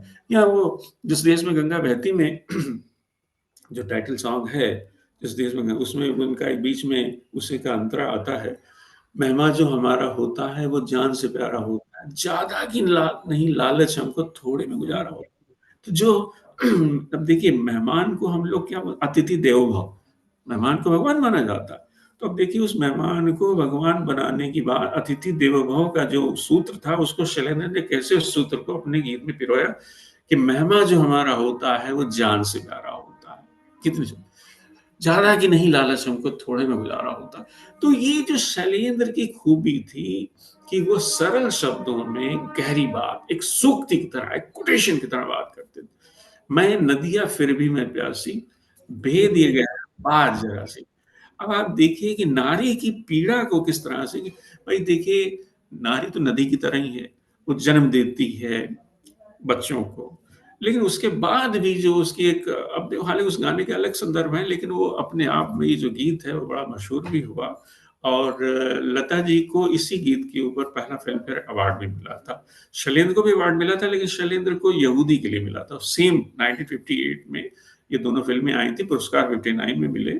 तो 59 में जब समारोह हुआ था तो उसमें पहली बार शैलेंद्र को यहूदी फिल्म के ये मेरा दीवानापन के लिए मिला था, और लता जी को शैलेंद्र के लिखे गीत, मधुमती के लिखे गीत के लिए मिला। और मधुमती के सारे गाने अब आप देखिए, शैलेंद्र का लिखा हुआ। जी, जीना यहाँ मरना यहाँ, इसके सिवा जीना कहाँ, जो मेरा नाम जोकर का गाना है। तो वो जोकर के लिए इससे बढ़िया और क्या बात हो सकती है, जोकर को परिभाषित करने के लिए कि सर्कस में जीता है, सर्कस में मर जाता है, इसके सिवा जाना का। तो शैलेंद्र की ये बड़ी खूबी थी कि वो हमेशा जब भी लिखते थे, वो ज्यादातर शैलेंद्र के गीत जो होते थे। अच्छा, एक और मैं बताना चाहता हूँ, शैलेंद्र ने लगभग 800 गीत लिखे, तो मैं मानता हूँ कि 700 गाने तो उन्होंने ट्यून पे लिखे, दोनों पे लिखे। लेकिन ऐसा भी नहीं कि नहीं उन्होंने लिखे। अब जैसे उनका बरसात में हमसे मिले, तो वो पहला गीत लेके ही गए थे और उसी को उन्होंने शंकर जयकिशन ने धुन बनाई, उसकी कंपोज किया, बढ़िया। ऐसे ही एक बड़ी सुंदर बात मैं बताता हूँ आपको। शैलेंद्र ने अपनी एक लेख लिखा था, धर्म में छपा था, तो वहीं से मैंने पढ़ा और बाद में कोट भी किया। वो ये लिखा कि जब बरसात हिट हो गई और उसके बाद राज कपूर साहब ने तय किया कि अब हम आवारा बनाएंगे, और आवारा का टाइटल डिक्लेयर कर दिया। थोड़ा सा बताया कि आवारा है क्या बस, लेकिन कहानी पूरी नहीं पता थी शैलेंद्र को। तो शैलेंद्र जी ने केवल आवारा टाइटल को ध्यान में रखते हुए गाना पूरा लिख दिया, आवारा हूँ, गर्दिश में हूँ, आसमान का तारा हूँ, दुनिया में तेरे तीर का यहाँ तक तीर, पूरा गाना लिख के वो ले गए राज कपूर के पास और सुनाया उनको। साहब देखिए, आपने टाइटल बताया था, ये फिल्म बनाने वाले हैं, तो मैंने उस शीर्षक के आधार पर ही ये गाना लिख दिया, आप सुनिए, बताइए कैसा है।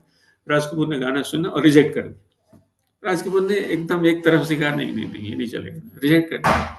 अब क्योंकि शैलेंद्र उस समय नए नए आए थे, तो उनकी इतनी हिम्मत नहीं थी कि नहीं नहीं तुम्हें लेना ही पड़ेगा। बाद में तो उनकी दोस्ती इतनी हो गई, वो दबाव डाल सकते थे, लेकिन क्योंकि नए नए आए थे और कर्मचारी बन गए थे, उन्होंने रेलवे की नौकरी छोड़ दी बाद में। और 1951 में वो आर के स्टूडियो के मुलाजिम कर्मचारी बन गए, एम्प्लॉय बन गए, और उनको 500 रुपये महीना मिलता था, और आखिर तक वही मिलता रहा, वो एक टोकन की तरह। बाकी तो राज साहब बीच बीच में बहुत मदद करते थे। बहुत पुरस्कार भी देते थे, बहुत जब उनका मन होता था तो सोने की गिन्नी भी दे देते थे, वो इस तरह का था। लेकिन वो एक सम्मान के तौर पर वो सैलरी उनकी ₹500 जो देते थे, वो देते रहे। तो राज कपूर की को सामने हिम्मत नहीं हुई शैलेंद्र की कि उन्हें कहें, "नहीं-नहीं, क्यों नहीं पसंद आ रहा?" पूरी फ़िल्म बन गई, तो गाना नहीं शामिल किया। पूरी फ़िल्म बन गई और उसके बाद राज कपूर को ध्यान आया, यार शैलेंद्र ने गाना मुझे सुनाया था, इसको फिर से सुनते हैं। तो उन्होंने कहा ऐसा करो, फ़िल्म बन गई थी 1955-51 की बात है। शायद ये अगस्त-सितंबर का समय रहा होगा जब ये दूसरी बार जब बात हुई। तो उन्होंने कहा कि चलो ऐसा करो, ये गाना तुम ख्वाजा मोहम्मद अब्बास के सामने सुनाना, क्योंकि कहानी उनकी है। अगर कहानी से कहीं ये मैच कर रहा होगा तो हम इसकी निकाल लेंगे, गुंजाइश निकाल लेंगे। तो ख्वाजा मोहम्मद अब्बास के पास गए, शैलेंद्र जी और राज कपूर दोनों, और उनको सुनाया गया। तो ख्वाजा मोहम्मद अब्बास ने जब पूरा गाना सुना, तो उन्होंने कहा, अरे ये तो पूरी मेरी कहानी की आत्मा है। जो 3 घंटे की मेरी कहानी है उसको 3 मिनट ने वो बयाँ कर दिया है, तो इट इट शुड बी। तो इसको तो आपको रखना ही रखना। तो क्योंकि राज कपूर को एनकरेज कर दिया ख्वाजा मोहम्मद अब्बास उम्र में भी बड़े थे और बड़े प्रतिष्ठित लेखक भी थे, समझ भी थी उनको।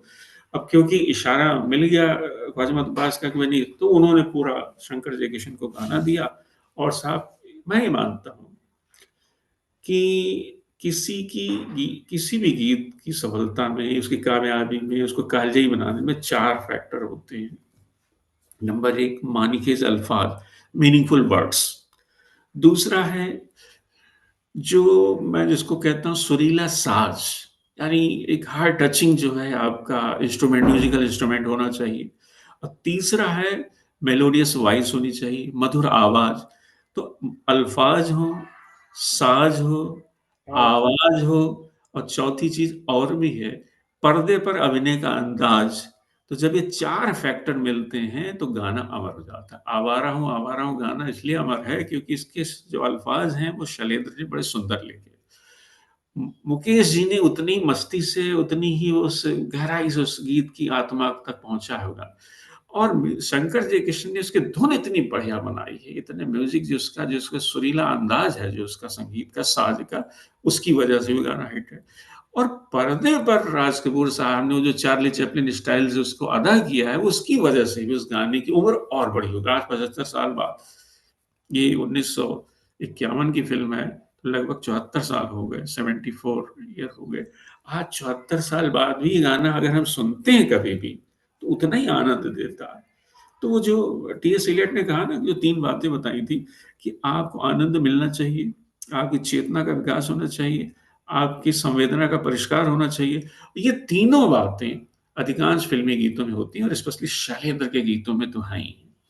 जब आप ये दुनिया में तेरे तीर का या तकदीर का मारा, वाह। तो कितनी सुंदर बात कही। अब देखिए यहाँ वो क्योंकि भाग्यवाद की बात करते हैं, और क्योंकि पूंजीपति जो है वो शोषण की वजह से हमें इतना एक्सप्लॉइट कर रहा है, तो उसकी वजह से वो सवाल खड़ा करते हैं, दुनिया में तेरे तीर का या तकदीर, दोनों बातें, तकदीर भी है यूनिवर्सैलिटी, एक यूनिवर्सैलिटी है उसमें। क्योंकि भारतीयता की बात है ना। हम्म। क्योंकि मार्क्सवाद तो तकदीर की बात ही नहीं करता, वो तीर की बात करता है। लेकिन क्योंकि शैलेंद्र भारतीय कवि हैं, तो उन्होंने भारतीयता की वजह से कहा, दुनिया में तेरे तीर का या तकदीर का मार रहा हूँ। दोनों है। और दोनों बातें उठाई हैं। तो एक मजदूर जो है, एक जो पिसा हुआ गरीब किसान है, मजदूर है, शोषित व्यक्ति है, वो तो यही कहेगा। हो सकता है लोग कहते हैं ना, भाई तुम्हारे पुराने जन्मों का किया धरा इस वजह से ऐसा है। तो वो भी मानते हैं, वो भी भावना है। लेकिन साथ साथ वो पूंजीपति के ऊपर भी सवाल खड़ा करते हैं कि तुम, तेरे तीर का है, ये तुम्हारे तीरों की वजह से, तुम्हारे शोषण की वजह से, तुम्हारे एक्सप्लॉइटेशन की वजह से, तुम्हारी जातियों की वजह से आज मैं सड़क पे खड़ा हूँ, बेघर खड़ा हूँ, आवारा हूँ, और मेरी कोई सामाजिक हैसियत नहीं, मेरी कोई आर्थिक हैसियत नहीं है, इस इस पार नहीं, उस पार नहीं, मुझको किसी से प्यार। कितनी सुंदर पंक्तियां हैं। तो मैं समझता हूँ राज कपूर ने जो फिल्मों में गीतों को शैलेंद्र से लिखवाया है, और मेरा जूता है जापानी का भी देखिए वो गाना, उसके अंतर देखिए, हम सिंहासन पर जा बैठे जब जब करेगी राधे। तो ये देखिए, ये बड़ी सुंदर बात है। तो ये कहीं ना कहीं वो जो बोल्शेविक क्रांति हुई थी, वो उसको भी करेक्टराइज कर रहा है, उसको भी चरितार्थ कर रहा है, उसको भी कहीं ना कहीं उसकी नुमाइंदगी कर रहा है। क्योंकि वो मजदूरों ने वो 1917 में बोल्शेविक क्रांति सफल हुई थी और वो जार के शासन को उखाड़ फेंका गया था, फिर वो लेनिन मजदूरों की पार्टी एकदम पावर में आई। तो वही है कि हम सिंहासन पर जब जब बैठे, जब जब करें इरादे। तो ये जो शैलेंद्र के गीतों, और शैलेंद्र की एक और बात मैं कहूंगा कि शैलेंद्र हमेशा अपने गीत, अपनी केवल आत्मकथा नहीं कहते, अपनी केवल व्यक्तिगत जीवन की बात नहीं करते, वो अपने माध्यम से उन करोड़ों लोगों की, अब दिल का हाल सुने दिल वाला, सीधी सी बात न मिर्च मसाला कह के रहेगा नहीं कहने वाला। कहने वाला, और आंधियों में चली जीवन बाती, जिंदगी। ये कितनी सुंदर पंक्तियां। तो वो इसके माध्यम से उन्होंने अपने जीवन की आत्मकथा को भी उसको उजागर किया, साथ साथ उन करोड़ों भारतीयों की उस आत्मकथा को भी बताया। आज भी देखिए, भूख है, बेरोजगारी है, शोषण है, कुपोषण है, आज भी है। हालांकि हमारी सरकार बहुत कर रही है, हम उसको सलाम करते हैं, लेकिन आबादी इतनी ज्यादा है कि ऊंट के मुंह में जीरा जैसे हो जाता ना। हमारी आबादी में देखिए 140 करोड़, अब चाइना को भी लगभग पीछे छोड़ दिया हमने, 140 प्लस हो गए हैं। तो भूख पर उतना कितना, देखिए सुंदर गीत उजाला फिल्म में उन्होंने लिखा, सूरज जरा आ पासा, आज तुझको भी दावत ये खिलाएंगे, लाइन। आसमां तू बड़ा मेहरबा। उसकी अगली लाइन देखिए, चूल्हा है ठंडा पड़ा और पेट में आग है। अब देखिए कंट्रास्ट देखिए, चूल्हा गर्म होना चाहिए और पेट जो है ठंडा होना चाहिए खाने के बाद, लेकिन यहाँ उल्टा, चूल्हा है ठंडा पड़ा और पेट में आ गए गर्मा गर्म रोटियां, कितना हंसी ख्वाब। और मुझे लगता है ये जो दो लाइनें हैं यही गाने का सार है। तो वो कहीं ना कहीं एक आम भारतीय जो बेचारा, आज भी मैं समझता हूँ 20% गरीब हमारे ऐसे हैं जिनके लिए गर्मा गर्म रोटियां ख्वाब की तरह ही होती हैं, उनके लिए हंसी ख्वाब की तरह ही है वो गर्मा गर्म रोटियां। तो वो जो उस जमाने में और ज्यादा संख्या थी, 50% से ज्यादा लोग रहे होंगे ऐसे जिनके लिए गर्मा गर्म रोटियां और वो ये सब चीजें मिल जाना। तो शैलेंद्र ने आम भारतीय की भावनाओं को अभिव्यक्त किया। तो मैं ये समझता हूँ कि शैलेंद्र के गीतों की, अच्छा उनके केवल गैर फिल्मी गीतों की बात करें तो उनका जो 1950 में उन्होंने लिखा था एक बड़ा सुंदर आशा और उम्मीद से भरा हुआ गीत, तो जिंदा है तो जिंदगी की जीत पे यकीन कर, अगर कहीं स्वर्ग तो उतार ला जमीन पर। इसमें जो उनकी लाइनें आप देखिए, ये गम के और 4 दिन, सितम के और 4 दिन, ये दिन भी जाएंगे गुजर गुजर गए 1000 दिन। और जो आखिरी लाइनें जो है, न दब सकेंगे एक दिन, बनेंगे इनकलाब ये, गिरेंगे जुल्म के महल, बनेंगे फिर नवीन घर। तो वास्तव में वो ब्रिटिश पीरियड की बात कर रहे होंगे कि भाई जो ब्रिटिश शासन समाप्त होगा और उसके बाद हमारा देश आजाद होगा, हमारी अपनी सरकार होगी, हमारी अपनी सत्ता होगी, अपने लोगों का राज होगा। और ये हर फिल्म में 2 बीघा जमीन में ही एक गाना बड़ा मुझे अच्छा लगता है कि वो किसान, क्योंकि वो जो 2 बीघा जमीन में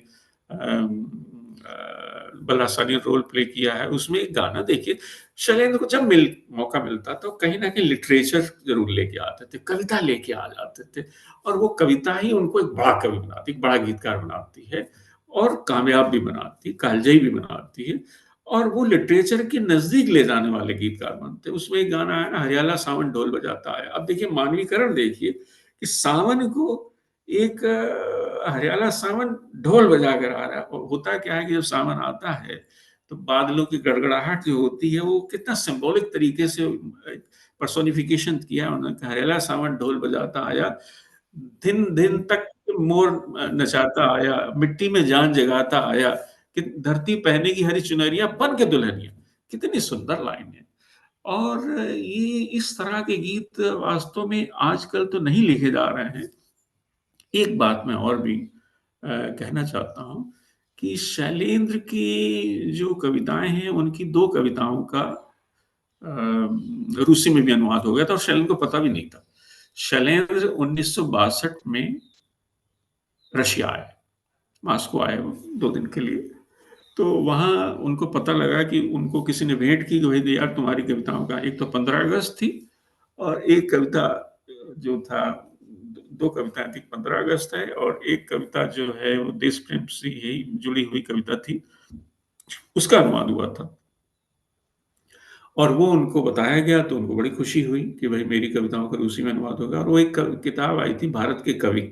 तो भारत के कवि में वो हिंदुस्तान के 50 कवियों को चुना गया था। उसमें कैफी आजमी भी थे, उसमें अली सरदार जाफरी थे, उसमें महादेवी वर्मा थी, उसमें सूर्यकांत त्रिपाठी निराला थे, सुमित्रा नंदन पंत थे, ये सारे कवि थे। और उसमें फैज अहमद फैज साहब भी थे, बच्चन साहब थे, इन सब कवियों के साथ-साथ शैलेंद्र जी की भी 2 कविताएँ जो हैं, उन्होंने शामिल की थी। तो उससे शैलेंद्र को बड़ी खुशी हुई और अब तो ख़ैर उनके गीत तो वहाँ फ़ेमस नहीं हैं। एक तो आवारा का जैसे मैंने ज़िक्र किया और दूसरा जो है शिष्य 820 के गाने तो हैं ही हैं। और जन्मभूमि, हाँ, 15 अगस्त और मेरी प्यारी जन्मभूमि, ये टाइटल था उसका। और उसमें शैलेंद्र की एक और बात है कि शैलेंद्र किसकी तरफ है।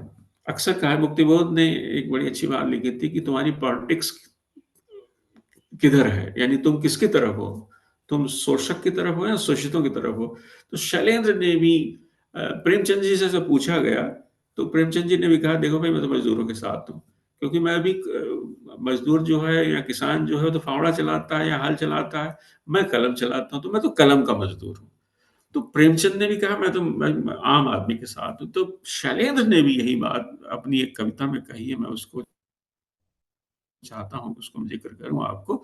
और वो कविता क्या है कि जिनके सीने में सुइयों सा गड़ता है दर्द व्यवस्था का, जिनके घर में घुस बैठा है अंधा राक्षस परवस्ता, परवस्ता मतलब गुलामी का, जो दुनिया भर का बोझ उठाए रंजो-गम से लड़ते हैं, जो अपनी राहें आप बना पर्वत की चोटी चढ़ते हैं, कवि उनका है, कविता उनकी है। तो यानी जो शोषित व्यक्ति है, जिसमें हौसला है, आगे बढ़ने की क्षमता है और आम आदमी है, मैं उसके साथ खड़ा हुआ हूँ। तो वो मालिकों के साथ नहीं, मज़दूरों के साथ खड़े हुए हैं और उनकी सारी कविताओं में। और मैं एक बात कह के अपनी बात मैं सोचता हूँ पूरा करूँ। शैलेंद्र का जो एक गाना मैंने पहले भी ज़िक्र किया था, सजन ने झूठ मत बोलो, खुदा के पास जाना है, न हाथी है, न घोड़ा है, वहाँ पैदल ही जाना है। उसके अंतर्याव देखिए कि तेरे महल चौबारे यहीं रह जाएँगे, अकड़ किस बात की प्यारे, सर यहीं झुकाना है। मुझे लगता है अगर ये गीत शैलेंद्र ने 400 साल पहले लिखा होता, तो हमारा जो धार्मिक ग्रंथ है गुरु ग्रंथ साहब उसमें शामिल होता। क्योंकि आपको मैं बता दूँ, गुरु ग्रंथ साहब में 36 कवियों, संतों की, उसमें 6 हमारे गुरु भी हैं 10 में से, और 30 6 गुरुओं के साथ-साथ जो 30 उस दौर के या उससे पहले भी जो बड़े पोएट थे, बड़े संत थे, जैसे कबीर साहब। कबीर साहब की हमारे यहाँ 541 रचनाएँ हैं हमारे गुरु ग्रंथ साहब में। गुरु नानक साहब की 974 हैं, शेख फरीद की भी 122 रचनाएँ हैं और सूरदास जी की भी एक पंक्ति है। तो ऐसे हमारे बहुत से रविदास जी की करीब 40 रचनाएँ हैं। तो ये सारी रचनाएँ जो हैं गुरु ग्रंथ साहब में हैं। तो मुझे लगता है शैलेंद्र का ये गीत उस दौर में लिखा गया होता तो निश्चित तौर पे, क्योंकि ये बड़ी भक्तिभाव वाली कविता है और वो एक एक सबसे बड़ी बात है, एक सरलता की बात करते हैं, साफ़गोई की बात करते हैं। और ये है कि भई मोह-माया नहीं होनी चाहिए, मानवता की बात होनी चाहिए और सरलता की बात करते हैं, अध्यात्म की बात करते हैं और अल्टीमेटली तो देह छोड़ के सबको जाना है, तो उससे जो जीवन की नश्वरता की बात करते हैं और जो अमर रह जाएगा, आपके अच्छे काम, आपके अच्छे विचार, आपके अच्छे जो संस्कार हैं, जो आपने अच्छे कर्म किए हैं, वही रह जाने हैं। तो शैलेंद्र आज देखिए लगभग 59 साल हो गए हैं उनको गए हुए, अगले साल 60 साल हो जाएँगे। तो आज 59 साल बाद भी हम उनको देखिए याद कर रहे हैं उतने ही प्यार से, उतने ही आदर से, उतने ही सम्मान से। वो इसलिए क्योंकि उनके गीतों में वो रस है। वो भक्ति काल के कवियों की तरह, इसीलिए उनको कहा भी जाता है कि वो आधुनिक दौर के कबीर हैं। ये है। क्योंकि वो कबीर की तरह ही साफ़गोई से बात करते हैं। कबीर की तरह ही वो एक तरह से मनुष्यता की बात करते हैं, प्रेम की बात करते हैं, शांति की बात करते हैं, नॉन वायलेंस की बात, नॉन वायलेंस भी इनडायरेक्टली रखते हैं। तो ये मैं मानता हूँ कि जितनी भी उनकी कविताएँ हैं, वो सारी जो कविताएँ उनकी कहीं न कहीं जो हैं। और एक चीज़ और भी कि ये देखिए कितनी अच्छी बात है कि केवल वो उनके गीत रशिया के लोगों की ज़बान पे ही नहीं थे, वहाँ के जो सबसे बड़े साहित्यकार जिनको नोबेल प्राइज़ मिला, सोल्जेनित्सिन, कैंसर वार्ड जिन्होंने लिखी। कैंसर वार्ड में उन्होंने एक पेज में पूरे इस संदर्भ का इस्तेमाल किया है। पूरा एक पेज ही जो है आवारा फ़िल्म और आवारा गीत के ऊपर चर्चा की उन्होंने। तो उसमें एक कैंसर वार्ड क्या है कि एक हॉस्पिटल है जहाँ कैंसर के पेशेंट हैं और उसमें एक नर्स है, उसका नाम है जोया, और जो एक बीमार व्यक्ति है उसका नाम है ओलेग। तो ओलग बीमार पलंग पे लेटा हुआ है, नर्स जो है वो दरवाजा खोल के अंदर आती, डांस करती हुई आती है और गाना गाती है, आवारा हूँ आवारा हूँ। तो वो नाराज हो जाता है, वो जो पेशेंट बैठा हुआ ओलग, यार तुम ये क्यों डांस कर रही हो, नाच क्यों कर रही हो? तो फिर वो पूछता है कि नर्स से पूछता है कि तुमने फिल्म देखी है? तो नर्स कहती हाँ मैंने फिल्म देखी। तो फिर वो पूछता है अच्छा तुम बताओ ये कितने बार देखी तुमने फिल्म? अब फिल्म का प्रभाव भी दिखा रहे हैं वो, और भारतीय फिल्म देखने की बात हो रही है उस कैंसर वार्ड में। तो वो नर्स कहती मैंने 2 बार देखी है फिल्म आवारा। ब्रैकेट में लिखा हुआ है, सोल्जनियत्सिन लिखते हैं, वास्तव में उस नर्स जोया ने 4 बार देखी थी। अब आप देखो कि वो इसका ना फ़िल्मों का प्रभाव कितना है। फिर वो तो ये ज़िक्र आता है उसमें। तो अब आप देखिए कि इतना बड़ा जो साहित्यकार है, इतना बड़ा क लेखक है, वो भी आवारा के प्रभाव से बच नहीं पाया और उसने बाकायदा उस पूरे 1 पेज में आवारा फ़िल्म और उस गाने के बारे में उसके नायक और जो नर्स उसकी नायिका है, उसके माध्यम से इसका ज़िक्र किया। तो ये सबसे बड़ी बात होती है। और मैं एक बात अंत में और कहना चाहूँगा आपके माध्यम से, आपके प्लेटफ़ॉर्म के माध्यम से कि भारत सरकार ने के रेल मंत्रालय ने बड़ा अच्छा काम किया है कि 4 ट्रेनें जो हैं हमारे साहित्यकारों के नाम पे चलाई। 1978 में टैगोर के गीतांजलि जो उनकी जिनके ऊपर उनको पुरस्कार मिला, नोबेल प्राइज़ मिला, उनकी स्मृति में गीतांजलि एक्सप्रेस चलाई। जनता पार्टी की सरकार उस समय पावर में थी। और अटल जी के ज़माने में 3 ट्रेनें और चलीं। 2001 में गोदान एक्सप्रेस चलाई गई, जो प्रेमचंद का जो विश्वविख्यात नावल है। तो प्रेमचंद की याद में उनके नावल के नाम पर जो है गोदान एक्सप्रेस चलाई, 2001 में चली थी। और 2002 में जयशंकर प्रसाद की याद में उन्होंने कामायनी एक्सप्रेस चलाई, जो महाकाव्य है जयशंकर प्रसाद जी का। और 2003 में अटल जी ही प्रधानमंत्री थे उस समय भी, कैफी आजमी की डेथ हो गई थी 2002 में, तो उनकी याद में कैफियत एक्सप्रेस 2003 में चलाई गई। तो ये 4 ट्रेनें साहित्यकारों के नाम पर हैं और ये चारों कभी भी रेलवे में कर्मचारी नहीं रहे। शैलेंद्र जी ने 9 साल तक रेलवे में नौकरी की। तो मेरा एक सुझाव है भारत सरकार के रेल मंत्रालय से, क्योंकि रेल विभाग में शैलेंद्र जी ने 1942 से लेकर 1951 तक लगभग 9 साल नौकरी की। तो ये रेल विभाग की ज़िम्मेदारी बनती है कि अपने इस बड़े कवि, जिसने देश और दुनिया में भारतीयता की पहचान को और बढ़ाया, आवारा हूँ गाना या मेरा जूता है जापानी, क्या अल्टीमेटली भारतीयता की बात करता है ना, कि मेरा जूता है जापानी, ये पतलून इंग्लिस्तानी, सर पे लाल टोपी रूसी, फिर भी दिल है हिंदुस्तानी। दिल हमारा हिंदुस्तानी, हम कहीं भी जाएं देश दुनिया के बाहर भी, लेकिन दिल हमारा हिंदुस्तानी रहता है। और अब लौट चलें जो गाना भी शैलेंद्र ने लिखा, वो भी एक तरह से वो प्रवासियों के लिए है कि जो हालांकि वो डाकुओं की बात थी, लेकिन उसको हम प्रवासियों में लागू कर सकते हैं। जो विदेशों में रहते हैं वो भी ये गीत बड़े मन से गाते हैं। लाख लुभाए महल पर आए, अपना घर फिर अपना घर। कितनी सुंदर बात है, लाख लुभाए महल, अपना घर तो अपना। तो कितनी सुंदर बात है। तो वही शैलेंद्र के गीतों में कहीं दर्शन भी है, कहीं आत्मीयता का भाव भी है, भारतीयता का भाव भी है।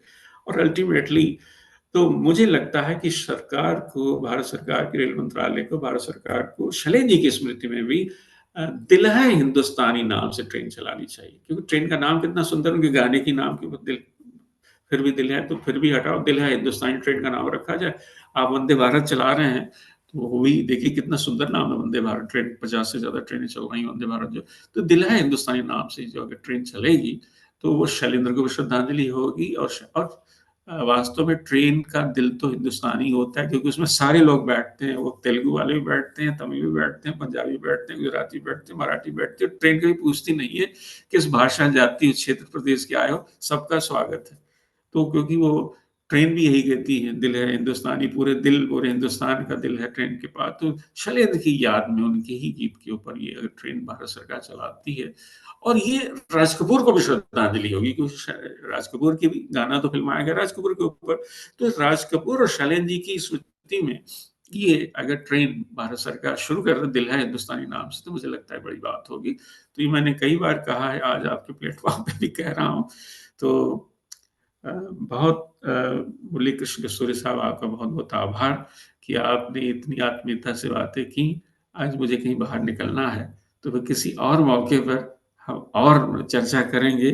किसी दूसरे गीत पर के भी हम चर्चा कर सकते हैं, साहित्य भी कर सकते हैं, नीति भी कर सकते और हैं। एक 5 मिनट लेता हूँ मैं। ताकि जी। आप दूसरा जो बुक आप किताब आप हाँ, तैयार हाँ, किए हैं, हाँ, उनके जी, बारे जी, में छोटा छोटा एक एक लफ्ज बताइए। जी, जी। तो देखिए, बुक भी दिलवाइए। हाँ। सबसे पहले किताब जो मेरी आई थी जनकवि शैलेंद्र, वो अभी मेरे पास नहीं है, लेकिन उसी को मैंने रिवाइज करके निकाला, धरती कहे पुकार के। इसमें 59 लेख हैं जो मैंने हिंदुस्तान के जो बड़े साहित्यकार हैं या सिनेमा से जुड़े हुए लोग हैं, जिसमें गुलजार साहब, उसमें नाम की अगर मैं बात करूं तो उसमें रामविलास शर्मा जो बड़े क्रिटिक्स माने जाते थे, त्रिलोचन जी हैं, बड़े कवि हैं, शैलेंद्र के समकालीन कवियों में से दोस्तों, फणीश्वरनाथ रेणु जिन्होंने तीसरी कसम की कहानी लिखी, भीष्म साहनी जिन्होंने सीरियल तमसुनी का ही बना हुआ उनकी कहानी, राज कपूर ने इसमें लिखा, कैफी आदमी साहब, मन्ना डे हैं, नामवर जी हैं, कमलेश्वर, नीरज, हसन जयपुरी, गुलजार साहब और असगर वजाहत, अब्दुल बिस्मिल्लाह, ये सारे लोगों ने, इरशाद कामिल, योगेश जी, इन सब ने, 59 लोगों ने, भारत के जो साहित्य जगत की, सिनेमा की बड़ी हस्तियां हैं, उनसे मैंने लिखवाया था। दूसरी किताब जो इसका सेकंड पार्ट है, ये भी तू प्यार का सागर है, ये शैलेंद्र जी के ही जो सीमा फिल्म का एक गीत है उसे टाइटल में लिया, तू प्यार का सागर है। इसमें करीब 36 लोगों से मैंने लिखवाया। विश्वनाथ त्रिपाठी जो हमारे हिंदी के बहुत बड़े आलोचक हुए हैं, उनका है लेख है इसमें। ऋतुराज जी हमारे बहुत बड़े अच्छे पोएट हैं। मुकेश जी जो सिंगर थे, उनका लेख है। लीलाधर मंडलोई जो ज्ञानपीठ के डायरेक्टर रहे हैं, बहुत बड़े कवि हैं। रवि भूषण जी बहुत बड़े आलोचक हुए हैं, उनकी आलोचक हैं। विठल भाई पटेल जो दोस्त थे, जो गीतकार भी थे शैलेंद्र जी के। स्वयं प्रकाश जी बहुत बड़े लेखक।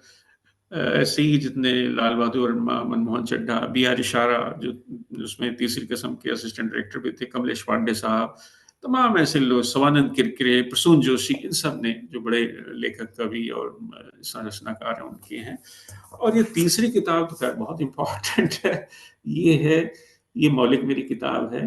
ये एक भारतीय साहित्य के निर्माता, एक सीरीज आती है साहित्य अकादमी प्रकाशित करती है इसे।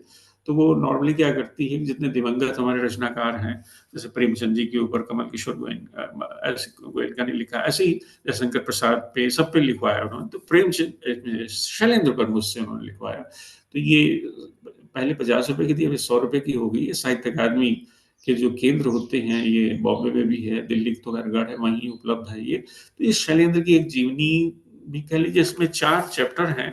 स्पेशली मैं आपको भेजूंगा अभी, और स्पेशली मैंने 4 चैप्टर में पूरी बात कही है। जीवन यात्रा है, जन कवि शैलेंद्र एज ए पोएट, उनको मैंने जो उनकी बात कविताएं ली हैं। गीतों के जादूगर शैलेंद्र, जिसमें फिल्मी गीतों का सारा ब्यौरा है। और फिर सिनेमा के आकाश में साहित्य का चांद, तीसरी कसम फिल्म के बारे में मैंने। तो ये पूरे लगभग 100 पेज की, 100 रुपए किताब है। इसको मुझे लगता है अगर जो दर्शक जुड़े हुए हैं इसको पढ़ेंगे तो उनको बहुत आनंद भी आएगा। एक और किताब, क्योंकि शैलेंद्र के गीत रशिया हास्योपन्यास में बड़े लोकप्रिय थे, तो मेरी एक किताब भारत के पुष्किन शैलेंद्र, इसका रूसी में अनुवाद हुआ है, दोनों भाषाओं में, हिंदी और रूसी। भारत के पुष्किन शैलेंद्र जो है, ये रूसी भाषा में। जेएनयू के हमारे एक प्रोफेसर हैं डॉक्टर सोनू सैनी जी, और हमारी एक मित्र मॉस्को में रहती हैं प्रकृति टेक्नीशियन, दोनों ने मिलकर इसका अनुवाद किया। और ये भी 150 रुपए की ऐसी सस्ती किताब है। देखिए, पुष्किन जो वर्ड आया, भारत के पुष्किन शैलेंद्र, राज कपूर शैलेंद्र को हमेशा कविराज भी बोलते थे, पुष्किन के नाम से बुलाते थे। तो वहीं से मैंने ये बात उठाई है कि भारत के पुष्किन, तो हिंदुस्तान के राज कपूर साहब जो है शैलेंद्र को पुष्किन, क्योंकि पुष्किन के बारे में बता दूं, पुष्किन रशिया की, देखिए हमारे यहाँ तो विवाद हो सकता कि किसको आप बड़ा मानते हैं। अगर आप भक्ति काल में ही चले जाएं, तो 15वीं शताब्दी में, 16वीं शताब्दी में, तो उसमें अब आप कबीर साहब हैं, तुलसीदास जी हैं, सूरदास जी हैं, रविदास जी हैं, गुरु नानक जी हैं, और उसमें रहीम भी हैं, मीरा जी हैं, सारे मलिक मोहम्मद जायसी, सारे बड़े, एक से बड़े बड़े कवि, स्टार कवि। लेकिन आप पूछते हैं तो कोई कबीर का नाम कहता है, मैं साहब मैं उसको बड़ा मानता हूँ। कोई तुलसी को कहता है, साहब रामचरितमानस इतना बड़ा महाकाव्य लिखा वो। कोई कहता नहीं, सूर सागर साहब उनका कृष्ण की जीवन लीला का वर्णन है, तो हम तो सूरदास को बड़ा मानते हैं। कुछ लोग कहते हैं हम मीरा को बड़ा मानते हैं। लेकिन रशिया में उस तरह का विवाद नहीं है। एक मत से, एक स्वर से एक ही नाम लिया जाता है, पुष्किन। सबसे बड़ा कवि कौन है?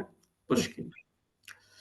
ट्वार्डोवस्की ने बहुत अच्छी बात लिखी है, जो वहाँ के एक बड़े अच्छे संपादक और लेखक हुए हैं। वो कहते हैं कि पुष्किन एक ऐसे कवि हुए हैं जो अपने समकालियों में भी लोकप्रिय थे, जो उनके कंटेम्पररी थे, और अगली पीढ़ी में भी वो लोकप्रिय रहे, और जो हमारी मौजूदा पीढ़ी है उसमें भी लोकप्रिय हैं, और जो पीढ़ी हमें रिप्लेस करेगी यानी आने वाली पीढ़ी है उसमें भी लोकप्रिय रहेंगे। तो पुष्किन सार्वकालिक एक कवि, और वास्तव में ये बात मैंने देखा वहां जाकर, वहां का जो सबसे बड़ा एयरपोर्ट है मॉस्को का, वो पुष्किन के नाम पर उसका नामकरण किया गया। पुष्किन के नाम पर यूनिवर्सिटी है, पुष्किन के नाम पर रिसर्च इंस्टीट्यूट है, पुष्किन के नाम पर जो पानी के जहाँ शिप्स होते हैं वो हैं, पुष्किन के नाम पर अवार्ड दिया जाता है। तो पुष्किन महाकवि हैं, वो सबसे बड़े कवि हैं। तो वो एक मान्यता जो है, तो क्योंकि हिंदुस्तान में भी उससे जो मैंने तुलनात्मक रूप से अध्ययन किया है कि पुष्किन और शैलेंद्र का तुलनात्मक अध्ययन है, तो जो लोग चाहेंगे तो इसको ले सकते हैं। और ये हमारे वीके ग्लोबल जो फरीदाबाद की पब्लिशर हैं, 3 किताबें तो उन्होंने ये छापी हैं, और चौथी तो वो साहित्य अकादमी से आती है। हालांकि चारों किताबें उन पे हैं, ये साहित्य अकादमी वाली किताब भी वो रखते हैं। तो मैं उसमें वीके ग्लोबल फरीदाबाद के जो पब्लिशर हैं उनसे ये मंगा सकते हैं। तो ये कुल मिलाकर के टोटल जो है 500, 600, 750 की किताबें हैं, 800 की शायद हैं, तो छूट वूट मिला के लगभग 700 में मिल जाती है। 700 रुपये में चारों किताबें जो हैं, चारों किताबें 700 रुपये में उपलब्ध हैं। तो जो लोग लेना चाहते हैं शैलेंद्र के बारे में एक विस्तृत और व्यापक रूप से जो जानकारी चाहते हैं, हालांकि उनकी बेटी ने भी अभी किताब लिखी है, बहुत अच्छी किताब आई है, अंग्रेजी में आई है, बहुत सुंदर किताब आई है। और लगातार यूनुस खान ने भी अभी एक किताब राजकमल से आई है उनकी, शैलेंद्र के ऊपर, उम्मीदों के गीतकार शैलेंद्र। तो शैलेंद्र पर लगातार, इस प्रहलाद अग्रवाल जी ने बहुत अच्छी किताब लिखी है, ब्रजभूषण तिवारी हैं, गीतों के जादूगर नाम से वाणी प्रकाशन में आई है किताब, और लगातार आ रही है, आनी भी चाहिए। और मेरी एक और किताब, बड़ी किताब जो शैलेंद्र का कंप्लीट, क्योंकि इसमें क्या है कि 100 पेज ही है, सीमाएं होती हैं, साहित्य अकादमी कहता है 100 पेज में ही लिखी है, लेकिन मैं एक पूरी किताब लिख रहा हूँ, लगभग 400 पेज की, उसमें शैलेंद्र के समस्त सारे गीतों का मुखड़े उसमें दिए जाएंगे, और उनके कुछ एक इंटरव्यू भी, एक इंटरव्यू मुझे मिल गया है, वो इंटरव्यू भी मैं लूंगा, और जितने ये 100 लोगों से मैंने लिखवाया है उनके भी विचार उसमें रहेंगे, और मेरी तरफ से तो क्या रहेगी रहेगी पूरी किताब वो। तो शैलेंद्र वास्तव में एक बड़े कवि हैं, इसमें कोई दो राय नहीं है, और उनको हमें बहुत शिद्दत से याद करना चाहिए। और ट्रेन अगर चल पाती है, और आप लोग भी कोशिश करें, बल्कि एक मुहिम चलाएं कि भारत सरकार, ऐसा नहीं है कि पहले नहीं चली, 4 ट्रेनें चली रही हैं, और अगर ये 5वीं ट्रेन शैलेंद्र जी की और राज कपूर की याद में अगर आती है तो ये बड़ी बात होगी। तो मुरली कृष्ण जी, बहुत आपका बहुत बहुत आभार, आपके दर्शकों का भी आभार, और फिर किसी और मौके पे मैं फिर जुड़ूंगा निश्चित तौर पे। मुझे बड़ा अच्छा लगा आज आपसे बात करके। एक्चुअली और आपका बात सुन के भी मंत्रमुग्ध हो गया हूँ। ऐसा लगा कि जो विद्यार्थियों को आप पढ़ाए थे वो लोग बहुत खुश नसीब थे, और अगर हम भी अगर मौका मिले तो आपका विद्यार्थी बन जाएंगे, नहीं नहीं, ऐसा मैं कभी ख्याल है। उस तरफ आया तो आपके दर्शन करूंगा, और जरूर मुलाकात करूंगा आपके मित्रों से भी। अगर साउथ में मेरी विजिट, अब देखिए रिटायर तो हूँ, कुछ किताबें, मेरी किताब 2-3 किताबें आ रही हैं, गुलजार साहब पे आ रही है, एक लता मंगेशकर जी पे आ रही है, एक पुष्किन के ऊपर आ रही है, तो ऐसे 2-3 किताबों पे काम पे लगा हुआ हूँ, तो थोड़ा व्यस्तता रहती है। लेकिन ये है कि आप जैसे विद्वानों से बात करना, और ये वाली किताब मैं आपको भिजवाता हूँ, जल्दी भिजवाता हूँ, ये आपको 2-3 दिन में मिल जाएगी। पता मेरे पास है आपका, मैं ही नहीं भेज पाया लेकिन मैं जल्दी भिजवाता हूँ आपको। तो जो भी दर्शक आपके जुड़े होंगे, तो वो फरीदाबाद का जो वीके ग्लोबल वाला है, मैं फ़ोन नंबर भी उनका दे दूँगा। तो वो उससे जो है बात करके उनके जो एक तरह से जो उनके प्रतिनिधि हैं, उनसे वो बात करेंगे, तो वो अपने आप ही 10% छूट के साथ वो भेज देते हैं। तो उनका नंबर मैं बता ही देता हूँ आपको। तो जो हमारे दर्शक हैं, जो चाहते होंगे कि भई ये किताबें शैलेंद्र जी के जो दीवाने लोग हैं, वो चाहते हैं कि वो किताब उन्हें मिले, तो मुझे लगता है कि उनको ये किताबें, चारों किताबें एक साथ, साहित्य अकादमी वाली किताब भी वहाँ है, और वो वहाँ से भी ले सकते हैं। तो इनका जो नंबर मैं एक तरह से बोल देता हूँ, इनका जो दुबे जी हैं, जो उनके प्रतिनिधि वहाँ बैठते हैं, जो इन किताबों को हैंडल करते हैं, सप्लाई कराते हैं, 70426 70426 94721। 70426। हाँ, 94721। तो 94721। जी, जी, जी। तो आप इसको एक बार बता दीजिएगा, तो जो इनको फ़ोन करेंगे वो अपने आप लगभग ₹700 में चारों किताबें भेज देंगे। तो कंप्लीट शैलेंद्र जी के बारे में 2 मेरी मौलिक किताबें हैं और 2 जो संपादित हैं, और एक तीसरी और आ रही है, दिल का हाल सुने दिलवाला। वो किताब तीसरी आ रही है, जिसमें मैंने करीब और 17-18 लोगों ने लिखा है। आपका लेख तो खुद ही शामिल है इसमें, जो तू प्यार का सागर में बहुत सुंदर आपने लिखा। तो बहुत-बहुत आभार आपका, बहुत बहुत बहुत शुक्रिया, आपके बिजी बहुत शेड्यूल में शुक्रिया। से समय नहीं, निकाल के हमसे बात करने की बहुत शुक्रिया, बड़ी मेहरबानी। और अगले वाले प्रोग्राम में जब भी मौका मिले आपसे बातचीत करने का तो इरादा है। नमस्कार।